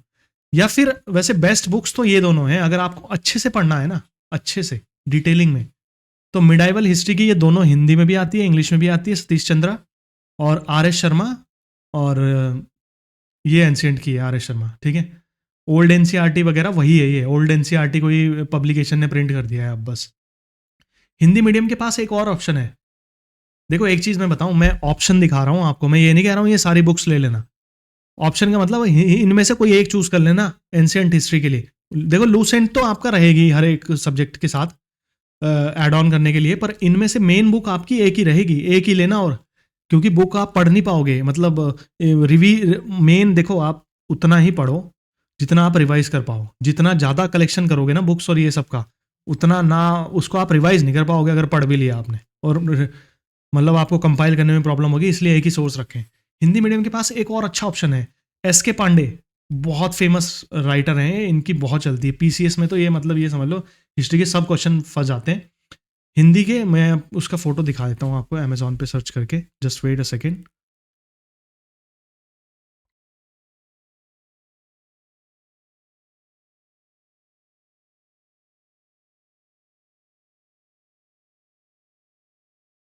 हाँ ये देख रहे हो आप, ये दोनों बुक्स, एक ये वाली प्राचीन भारत और ये मध्यकालीन भारत ग्रीन वाली, ये दोनों हैं एस के पांडे सर की। ये वाली अगर बुक, अगर आप हिंदी मीडियम वाले मुझसे पूछो कि कोई भी क्वेश्चन आ जाए सब टैकल कर लें, तो ये वाली बुक ले लेना आप। और इंग्लिश मीडियम वालों के पास कोई ज़्यादा ऑप्शन, ये वाली बुक इंग्लिश में तो है नहीं, जैसे तमिलनाडु बोर्ड नहीं है उनके लिए ऑप्शन। सो आप क्या करो, आप आर एस शर्मा या फिर ये पढ़ सकते हो सतीश चंद्रा, नहीं तो आप तमिलनाडु बोर्ड को पढ़ो, ठीक है। बस ऐसे ही करना है, इसके लिए इतना ही बहुत है। नाउ अब हम आते हैं जनरल साइंस पे। जनरल साइंस में आपको कुछ नहीं करना है, 6 से 10 तक की एनसीईआरटीज पढ़नी है। और 6 से 10 तक इसलिए बोल रहा हूँ क्योंकि कई बार वो 6 और 7th वाली एनसीईआरटी से भी बेसिक लेवल के क्वेश्चन आ जाते हैं। पर उत्तराखंड में तो फिलहाल जनरल साइंस के क्वेश्चन इतने डिफिकल्ट आ रहे हैं कि मतलब बिल्कुल कोर साइंस के क्वेश्चन आ रहे हैं। ये मैंने यहाँ पे अटैच कर दिया है इनका पीडीएफ, सॉरी फोटो, इससे आप मैच करके पीडीएफ डाउनलोड कर लेना, फ्रीली अवेलेबल है। अब कंप्यूटर्स पे आते हैं, कंप्यूटर्स के भी क्वेश्चन आ रहे हैं। कंप्यूटर के क्वेश्चन वैसे करंट अफेयर बेस्ड आ रहे हैं, पर अगर आप बुक से प्रिपेयर करना चाहो तो इंग्लिश वालों के पास घटना चक्र की एक बुक आती है जिसमें PYQs होते हैं सारे, जिसमें बैंक वैंक ये सब के कंप्यूटर के PYQ होते हैं कंपाइल, ठीक है। और हिंदी मीडियम वालों के पास है परीक्षा मंथन वाली बुक, वो पढ़ सकते हैं, ठीक है। ये मैंने उनका फोटो लगा दिया, ये परीक्षा वाणी है, ये आपका परीक्षा मंथन की कंप्यूटर की बुक है, ठीक है। अब मैंने आपको बताया प्रीलिम्स का करंट अफेयर्स कहाँ से प्रिपेयर करोगे आप, प्रीलिम्स का करंट अफेयर्स। तो प्रीलिम्स का अगर आपको Uttarakhand specific current affairs prepare करना है तो विंसर की ईयर बुक आती है, हर एक पूरे साल की न्यूज़ होती है उसमें, विंसर पब्लिकेशन है। उसके साथ साथ आपको इंटरनेट और बजट स्पीच वगैरह देखनी पड़ेगी। जो भी बजट स्पीच होती है तो मेन चीज़ें तो वो भी अनाउंस कर देते हैं बजट में कि हमने ये किया, इस साल ये हुआ, तो वहाँ से भी आपको MCQ मिल जाएंगे डायरेक्ट, ठीक है। बजट स्पीच जो फाइनेंस मिनिस्टर की होती है, ठीक है। और विंसर आप यूज़ कर सकते हो उत्तराखंड वाले करंट अफेयर्स के लिए। और नेशनल इंटरनेशनल करंट अफेयर्स के लिए घटना चक्र की ईयरली कंपाइलेशन आती है, या स्पीडी की भी आती है एक साल की, या स्पीडी पढ़ लो या घटना चक्र पढ़ लो, दोनों में से फंस जाते हैं पूरे क्वेश्चन, इतने ज़्यादा डिफिकल्ट करंट अफेयर्स नहीं आते। ये मैंने फोटो अटैच कर दिया है। दृष्टि जो करंट अफेयर आती है वो इस तरीके की होती है, उसमें आँख सी बनी होती है, इसलिए आई दृष्टि है कुछ ऐसे बोलते हैं इसको, इस नाम से फेमस है ये। और इसकी ईयर बुक इस तरीके से आती है, ये देख सकते हो आप। अब हम आते हैं मेंस वाले सब्जेक्ट में, आर्ट एंड कल्चर कहाँ से प्रिपेयर करें, तो एक ही बुक है, हिंदी मीडियम हो चाहे इंग्लिश मीडियम हो, नितिन सिंघानिया, बस। नितिन सिंघानिया की इकॉनमी भी बड़ी स्ट्रांग है, ठीक है। इसको आप वैसे भी देख सकते हो, इंग्लिश मीडियम के पास एक ऑप्शन और है, कि नितिन सिंह, अगर आपको शॉर्ट में प्रिपेयर करना है इसको, तो हैंड रिटन नोट्स भी आते हैं, वो आप दिल्ली के किसी फोटो कॉपी वाले से ऑर्डर कर सकते हो, ठीक है। और ये बुक्स अगर आपको लेने में कोई प्रॉब्लम हो ना, तो आप कुछ नहीं करना, मैं एक दो मेरे को मैसेज कर लेना आप व्हाट्सएप पे, मैं आपको एक दो के नंबर दे दूंगा, उनसे आप ऑर्डर करवा सकते हो। अगर आपको फिजिकल कॉपी चाहिए वो घर भेज देते हैं। अब ये वाले सब्जेक्ट आए, देखो इनके अलावा ये वाले सब्जेक्ट है। एथिक्स के लिए ये देख लो, लेक्सिकॉन पढ़नी है आपको सबको, एथिक्स के लिए एक ही बुक है, हिंदी इंग्लिश दोनों, लेक्सिकॉन। इसके अलावा देखो जितने भी सब्जेक्ट बचे ना, ये वाले देखो छोटे छोटे सब्जेक्ट हैं, post independence, world history, Indian society, ये सब। इनमें सबसे पहले एथिक्स को नहीं, एथिक्स को मत इंक्लूड करना है इसमें, एथिक्स बड़ा सब्जेक्ट है। इन सब के में पीएचडी करने मत पढ़ना, ना ज़्यादा गहराई में जाना है इनकी, क्योंकि इनसे क्वेश्चन ही एक एक दो दो आता है। तो किसी चीज़ की जितनी औकात है एग्जाम में, उस हिसाब से प्रिपरेशन करना। तो इनके लिए बेस्ट है, मैं दो कोचिंग बता देता हूँ आपको। विजन आईएएस है, विजन आईएएस के साथ साथ एक कोचिंग है आपका दृष्टि, उनकी बुक्स आती हैं क्विक बुक करके।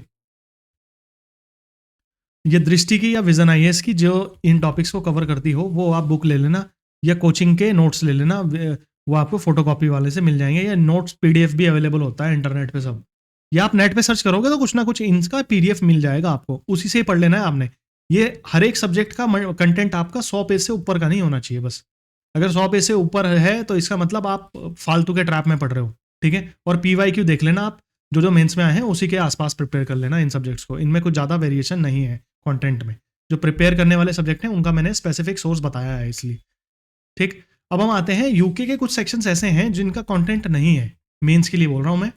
तो मेंस के लिए आपको क्या करना है, इकोनॉमिक सर्वे है उत्तराखंड का, हिंदी में आता है, ये प्रॉब्लम ये है बस इंग्लिश मीडियम वालों के लिए, कुछ नहीं कर सकते हो तो आप।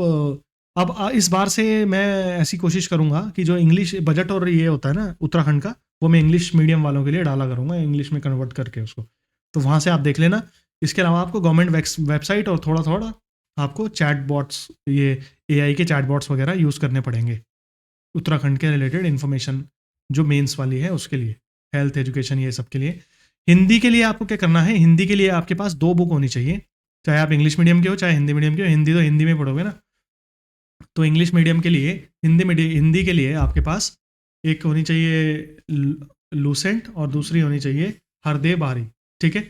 लूसेंट की हिंदी की बुक आती है और हरदेव बारी की आती है। मेन बुक आपकी यही रहेगी ग्रामर वगैरह पढ़ने के लिए, पर कुछ सेक्शन जो मेंस में लिखने वाले आते हैं वो आपके इससे कवर हो जाएंगे। ये थोड़ा डीप है बुक, ज़्यादा डेप्थ है इसमें, क्योंकि ये हरदेव बारी सर वही हैं, क्या बोलते हैं, मतलब काफ़ी फेमस राइटर हैं ये, इलाहाबाद यूनिवर्सिटी के आई थिंक प्रोफेसर हैं, काफ़ी ज़बरदस्त बुक लिखी है मतलब ये।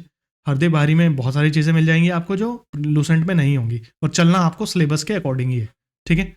ये मैंने दोनों की फ़ोटो लगा दी ताकि आपको ढूंढने में दिक्कत ना हो। अब बात आई एसए की, एसए को कैसे प्रिपेयर करें। जब आप जनरल स्टडीज़ को प्रिपेयर करोगे ना मेंस के, जीएस 1 2 3 4, उसी में आपका एसए भी प्रिपेयर हो जाता है।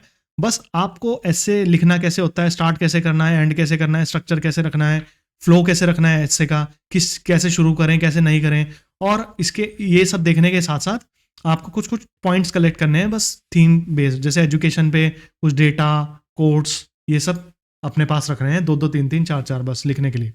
और इसके अलावा पीवाईक्यू देखने हैं और स्टेट्स में आए हुए, या फिर आपको कोई पीवाईक्यू सॉल्व्ड बुक मिल जाए पीसीएस में या यूपी पीसीएस के एसए की, तो वो आप यूज़ कर सकते हो, ठीक है।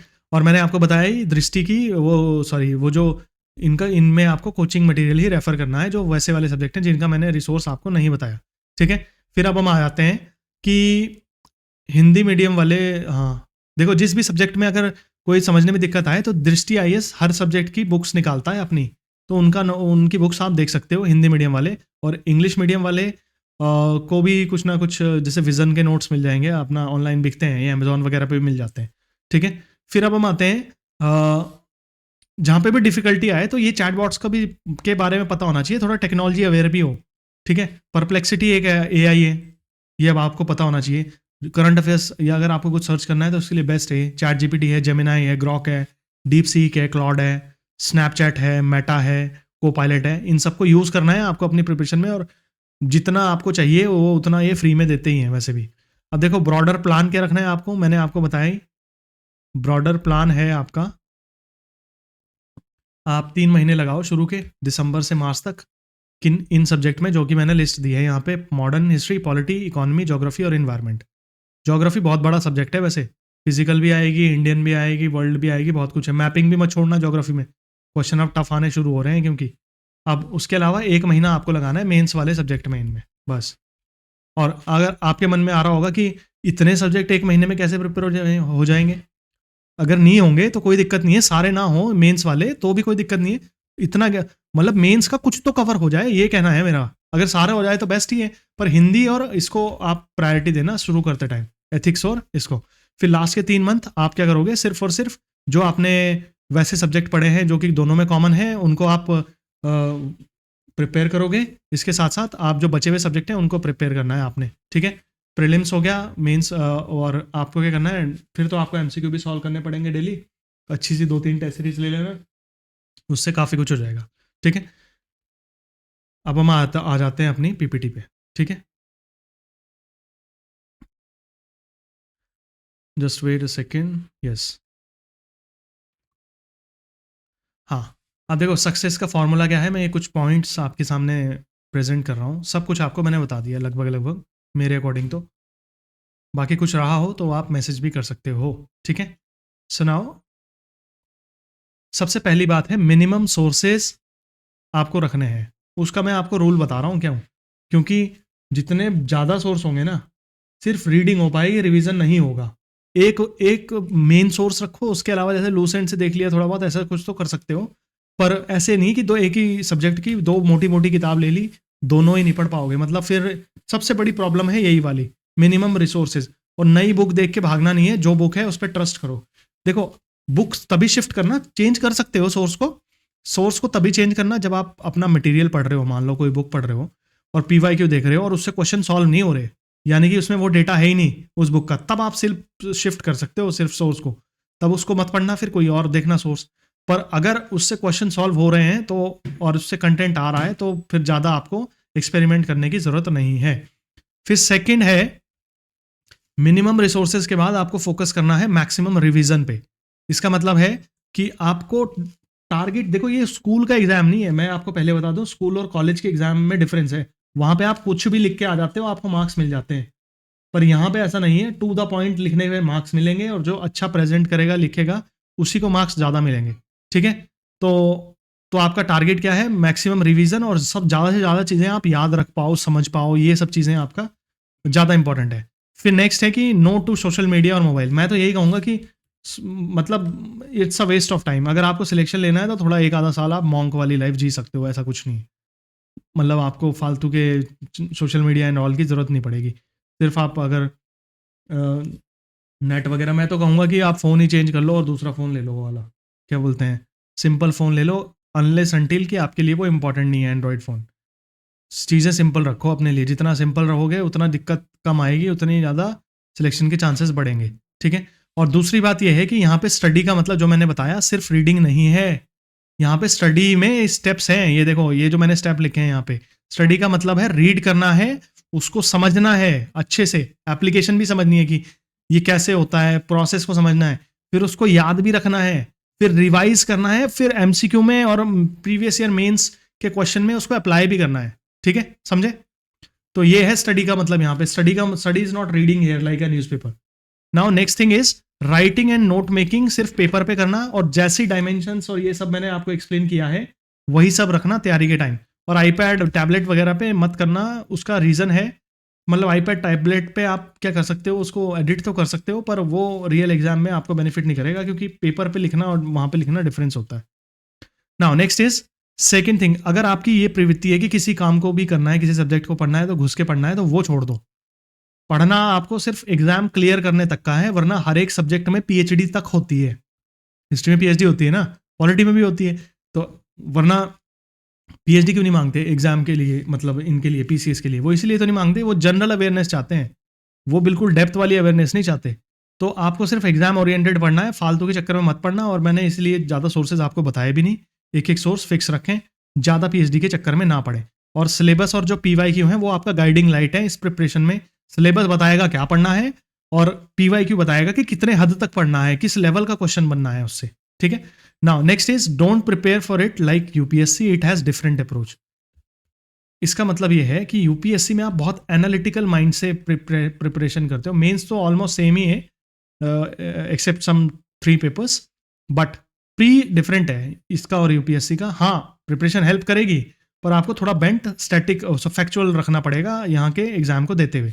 और दूसरा, मैंने आपको जो एक चीज़ कही थी कि 70% टारगेट रखें जीएस के प्रीलिम्स में, ताकि जिस दिन प्री दे के आओ उस दिन आपके माइंड में ये डाउट ही नहीं रहे मेरा होगा नहीं होगा, सीधा मेंस की तैयारी में लग जाओ बस, ठीक है। नाउ नेक्स्ट इज, किसी सब्जेक्ट को टाइम उतना ही देना है जिसका जितना उसका प्री और मेंस में औकात है, समझे बात। अगर प्री और मेंस में वो सब्जेक्ट ज़्यादा नहीं आ रहा है तो उसको उतना मतलब उतना ज़्यादा टाइम देने की जरूरत नहीं है। जैसे एथिक्स है, एथिक्स सीधा 200 नंबर का पेपर है, तो मुझे उसे अच्छे से पढ़ के जाना है, चाहे किसी भी टाइप का पेपर क्वेश्चन आ जाए उसमें, मुझे ज़्यादा डेप्थ में जाना है एथिक्स की। तो ऐसे ही, लेकिन हिस्ट्री में, मॉडर्न हिस्ट्री में मेंस के लिए मुझे कुछ ज़्यादा कुछ करने की जरूरत ही नहीं है, जो प्री में किया वही हो जाएगा उसके लिए भी। तो इस तरीके से प्रिपेयर करना है, मतलब वेटेज के अकॉर्डिंग कितना रिटर्न मुझे मिल रहा है उसके बेसिस पे आपने उस सब्जेक्ट को टाइम एलोकेट करना है, ठीक है।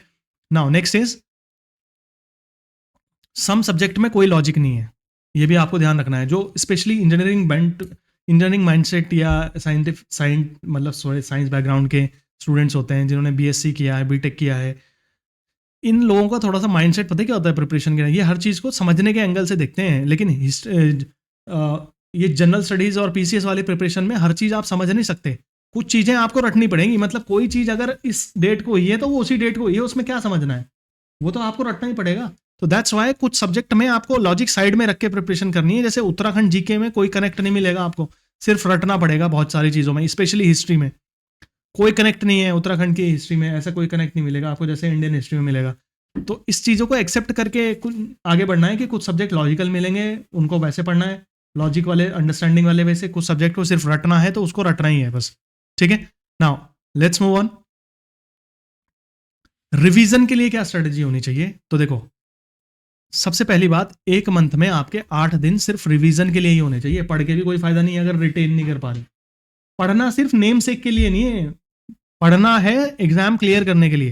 तो सबसे पहले जो भी आपने टॉपिक या चैप्टर पढ़ा वो इमीडिएटली रिवाइज हो जाना चाहिए। इमीडिएटली का मतलब जैसे एंड किया या 15-20 मिनट बाद उसको देख लेना, मतलब एक बार फिर से गो थ्रू कर लेना, फिर उसका क्या कर सकते हो, या फिर सोने से पहले भी देख सकते हो आप, सेम डे पे रिवीजन होना चाहिए। मतलब फिर सेकंड रिवीजन आप क्या करो, नेक्स्ट डे में आप एक बार रिवाइज कर लो सेम ही टॉपिक को जो आपने लास्ट डे पढ़ा था। फिर थर्ड रिवीजन आपका वीकली बेसिस पे होगा, एक दिन वीक में एक दिन आप सिर्फ रिवीजन के लिए रखो पूरे वीक के टास्क के लिए, और महीने के लास्ट से 2 से 3 दिन या 4 दिन आप क्या कर सकते हो, सिर्फ और सिर्फ महीने का पूरा रिवाइज कर सकते हो। अगर आपने इस तरीके से पढ़ लिया ना, 30 दिन के मंथ में 8 डेज का रिवीजन, और इस तरीके से 8 डेज कैसे हुए ये कि वीकली तो आपके एक दिन रिवीजन का रहेगा, तो 4 दिन वो हो गए, और 2-3 दिन आपका कंप्लीट रिवीजन का रहेगा, बस इस तरीके से होगा। तो इसलिए महीने में आपको 22 ही दिन पढ़ना है, 8 दिन रिवाइज करना है, मेन रिवीजन है, बाकी और कुछ नहीं है। और जो चीज़ रटने में दिक्कत हो उनके लिए आप थोड़े निमोनिक्स बना सकते हो, कुछ भी, जैसे कोई बंच में चीज़ें हैं उनके लिए कुछ भी, कोई कहावत सी बना दी या इस टाइप का कुछ। अगर ज़्यादा दिक्कत है तो अपने ही बोल बोल के पढ़ा, ऑडियो नोट्स बनाए और उनको खाली टाइम में सुनते रहे। तो इस तरीके से भी प्रिपरेशन की जा सकती है, ठीक है। नाउ नेक्स्ट है, अगर मैं कहूँ आपको तो इन रूल्स पे चलना, आप डेफिनेटली सक्सेस मिलेगी। मिनिमम रिसोर्सेज और मैक्सिमम रिवीजन, ये की है इसके लिए। और दूसरा ये है परेटो प्रिंसिपल है, एक परेटो प्रिंसिपल जिसको बोलते हैं हम 80-20 रूल। इसका मतलब है 80% of the results come from 20% of the effort. मतलब ऐसा है कि आप इस प्रिपरेशन में जितने एफर्ट लगाओगे उसमें से कुछ सब्जेक्ट ऐसा है जो आपको बहुत ज़्यादा यील्ड देंगे, तो उन पे आप ज़्यादा टाइम लगाओ अपना, ये कहने का मतलब है। सेकंड है stay connected with reality and feel the competition. देखो ये बात सच है, इस चक्कर में मत रहना कि मैं पढ़ रहा हूँ तो मेरा हो ही जाएगा। मतलब आपको टेस्ट सीरीज देते रहना और थोड़ा प्रिपरेशन करने वाले लोगों के संपर्क में रहो, रिजल्ट देखते रहो यूकेपीएससी के कि क्या कट ऑफ जा रही है वगैरह, तो अंदाज़ा रखो चीज़ों का कि मेरा होगा या नहीं होगा। ये सब आपके माइंड में क्लियर रहनी चाहिए चीज़ें, मतलब रिलेटेड टू कंपटीशन में कह रहा हूँ। मतलब कंपटीशन का अंदाज़ा होना चाहिए कि आपको 1-1, 1.5 लाख लोग फॉर्म भरने लग रहे हैं अब उत्तराखंड के यूकेपीएससी वगैरह में 100 पोस्ट के लिए। तो ये सब चीज़ें आपके दिमाग में होनी चाहिए, ठीक है। नाउ नेक्स्ट इज, कुछ फ्रिक्वेंटली आस्क्ड क्वेश्चंस होते हैं कि क्या मुझे एनसीईआरटी 6 से 12 तक पढ़नी है। देखो जो भी मैंने सोर्स आपको बताया वो बिल्कुल यहाँ पे बता दिया। जिस चीज़ की एनसीईआरटी पढ़नी है वो बता दिया, जिस चीज़ की नहीं पढ़नी है वो नहीं बताया। हर एक एनसीईआरटी इंपॉर्टेंट नहीं है, मैं आपको सिंपल भाषा में बताऊं, हर एक एनसीईआरटी इंपॉर्टेंट नहीं है। जो लोग ये स्ट्रेटजी अपनाते हैं कि सारी एनसीईआरटी घर मंगा लेते हैं और फिर एक तरफ से शुरू करते हैं, बिल्कुल वैसे कभी प्रिपरेशन नहीं होएगी ढंग से। वो बेकार तरीका है प्रिपरेशन करने का, मैं पर्सनल एक्सपीरियंस के बेसिस पे बता रहा हूँ। दूसरा, ओल्ड एनसीईआरटी लें या न्यू एनसीईआरटी। तो देखो, जिन जिन की एनसीईआरटी मैंने आपको बताई है वो न्यू वाली ही है। ऑब्वियसली आप न्यूअर वर्जन को ज़्यादा प्रेफर करोगे ना, वो ज़्यादा अपडेटेड हैं चीज़ें, उसमें ज़्यादा मॉडिफाइड है चीज़ें। तो न्यू एनसीईआरटी पे आप जाएं, ओल्ड वाली अब वैसे भी प्रिंटेड फॉर्म में मिलती है, वो ओरिजिनल फॉर्म में तो मिलती नहीं है, तो उनका कोई ज़्यादा मतलब भी नहीं है। क्या हमें कोचिंग की ज़रूरत है? तो कोचिंग की ज़रूरत ये है, आप अपने आप को एनालाइज करो। जिस तरीके से मैंने आपको एक्सप्लेन कर दिया है, अगर इस तरीके से आप भी नहीं कर पा रहे हो तो देख लेना कोचिंग के लिए, वरना मेरे अकॉर्डिंग तो कोचिंग की ज़रूरत इसमें नहीं है। आप बिना कोचिंग के एग्जाम को निकाल सकते हो आराम से, ठीक है। फिर नेक्स्ट है, can afford even study material cost, can't afford even study material cost. मतलब बहुत सारे ऐसे लोग हैं जिनका मुझे मैसेज आता है कि सर मेरे पास इतने पैसे नहीं है प्रिपरेशन करने के लिए। तो एक्चुअल में इस एग्ज़ाम में बहुत पैसे भी नहीं चाहिए प्रिपरेशन करने के लिए। हर एक जितना मैंने मटेरियल आपको बताए हैं, 90% of the material is freely available. कहीं ना कहीं से PDF मिल जाएगा, कहीं टेलीग्राम पे मिल जाएगा, या मान लो कहीं गूगल पे सर्च करोगे मिल जाएगा किसी ना किसी चीज़ का PDF। तो अगर आप ऐसे पढ़ सकते हो PDF से तो कोई दिक्कत नहीं है, वैसे पढ़ते रहो बस, कोई दिक्कत नहीं है। मतलब बहुत कॉस्ट है नहीं एग्जाम को क्लियर करने की, मेहनत चाहिए बस, और कुछ नहीं है। कॉस्ट से एग्जाम निकलता तो फिर हो गया काम। Now next is how many hours daily. वो मैंने आपको बताया, अगर आप वर्किंग हो तो 5 to 6 आवर्स तो आपको देने ही है, फिर भी 5 घंटे तो कम से कम देने ही है, उसके बिना फिर मुश्किल है।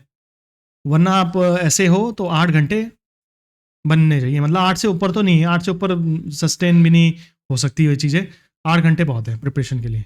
नाउ मोटिवेशन मेरा ये है आप लोगों के लिए कि 2026 इंपॉर्टेंट ईयर है उत्तराखंड के स्टूडेंट्स और एस्पिरेंट्स के लिए, क्योंकि 2026 में सारी वैकेंसीज आ रही हैं, जितने भी टॉप एग्जाम्स होते हैं यूकेपीएससी के, चाहे नंबर कितना ही हो वैकेंसी का, एग्जाम आ तो रहा है। देखो सिंपल है, जब होना होगा ना तो 300 में भी नहीं होता, और जब होता है तो 20 वाली पोस्ट में भी हो जाता है, जब भी इसी पोस्ट हो। तो ये आपकी प्रिपरेशन आप पे डिपेंड करती है, पोस्ट ज़्यादा आएगी उससे आपका सिलेक्शन नहीं होगा। और दिन रात यूट्यूब वगैरह और ये फालतू मोटिवेशनल वीडियोज़ और ये सब के चक्कर में मत पड़ो। ये क्या बोलते हैं, ग्रैंड एंट्री, ये सब वाली वीडियोज़ जो चलती हैं आजकल, ये रील वाले कल्चर से बाहर आओ, मतलब रियलिटी में जियो, सिलेक्शन उन्हीं का होता है, ठीक है। मोटिवेशन ये है मेरी तरफ से कि 2026 बहुत इंपॉर्टेंट ईयर है, डो नॉट मिस इट। और ऐसी अपॉर्चुनिटी नहीं आती कि आपके पास कैलेंडर बिल्कुल क्लियर है 7-8 महीने पहले, इससे बढ़िया क्या मिलेगा। मतलब वरना तो लोगों को एग्जाम का पता ही नहीं होता कि आएगा कि नहीं आएगा। और दूसरा ये है, अगर आपने PCS की तैयारी कर ली एक बार अच्छे से, इसका मतलब आपका RO की भी तैयारी हो गई है और लोअर की भी तैयारी हो गई है, और जितने भी यूकेपीएससी अदर एग्जाम कराता है उनका भी मोर और लेस काफ़ी मेजोरिटी सेक्शन की प्रिपरेशन हो चुकी है। मतलब जी, और इससे बड़ा कोई एग्जाम नहीं है उत्तराखंड में PCS से बड़ा, तो ठीक। बाकी कोई डाउट हो तो ये मेरा व्हाट्सएप नंबर है, इस पर आप मैसेज कर सकते हो, डोंट कॉल करने रिसीव करने का तो उतना नहीं होता, मैसेज में आपको रिप्लाई मिल जाएगा आपके डाउट का। वैसे आई एडवाइस कि अगर आपका कोई भी डाउट होता है तो आप कमेंट करें, जिससे सिमिलर लेवल का डाउट अगर किसी और स्टूडेंट का भी आए तो उसका भी वो डाउट क्लियर हो जाए, ठीक है। सो आई एम अमित सिंह और I am signing off for the day. आपका कोई डाउट हो, कोई कुछ हो तो आप मुझे मैसेज कर सकते हैं एंड कमेंट कर सकते हैं in the comment section of the video, और ये PDFs आपसे शेयर हो जाएंगी, don't worry about it, you will get it in Telegram. Thank you so much for watching this video, thank you so much.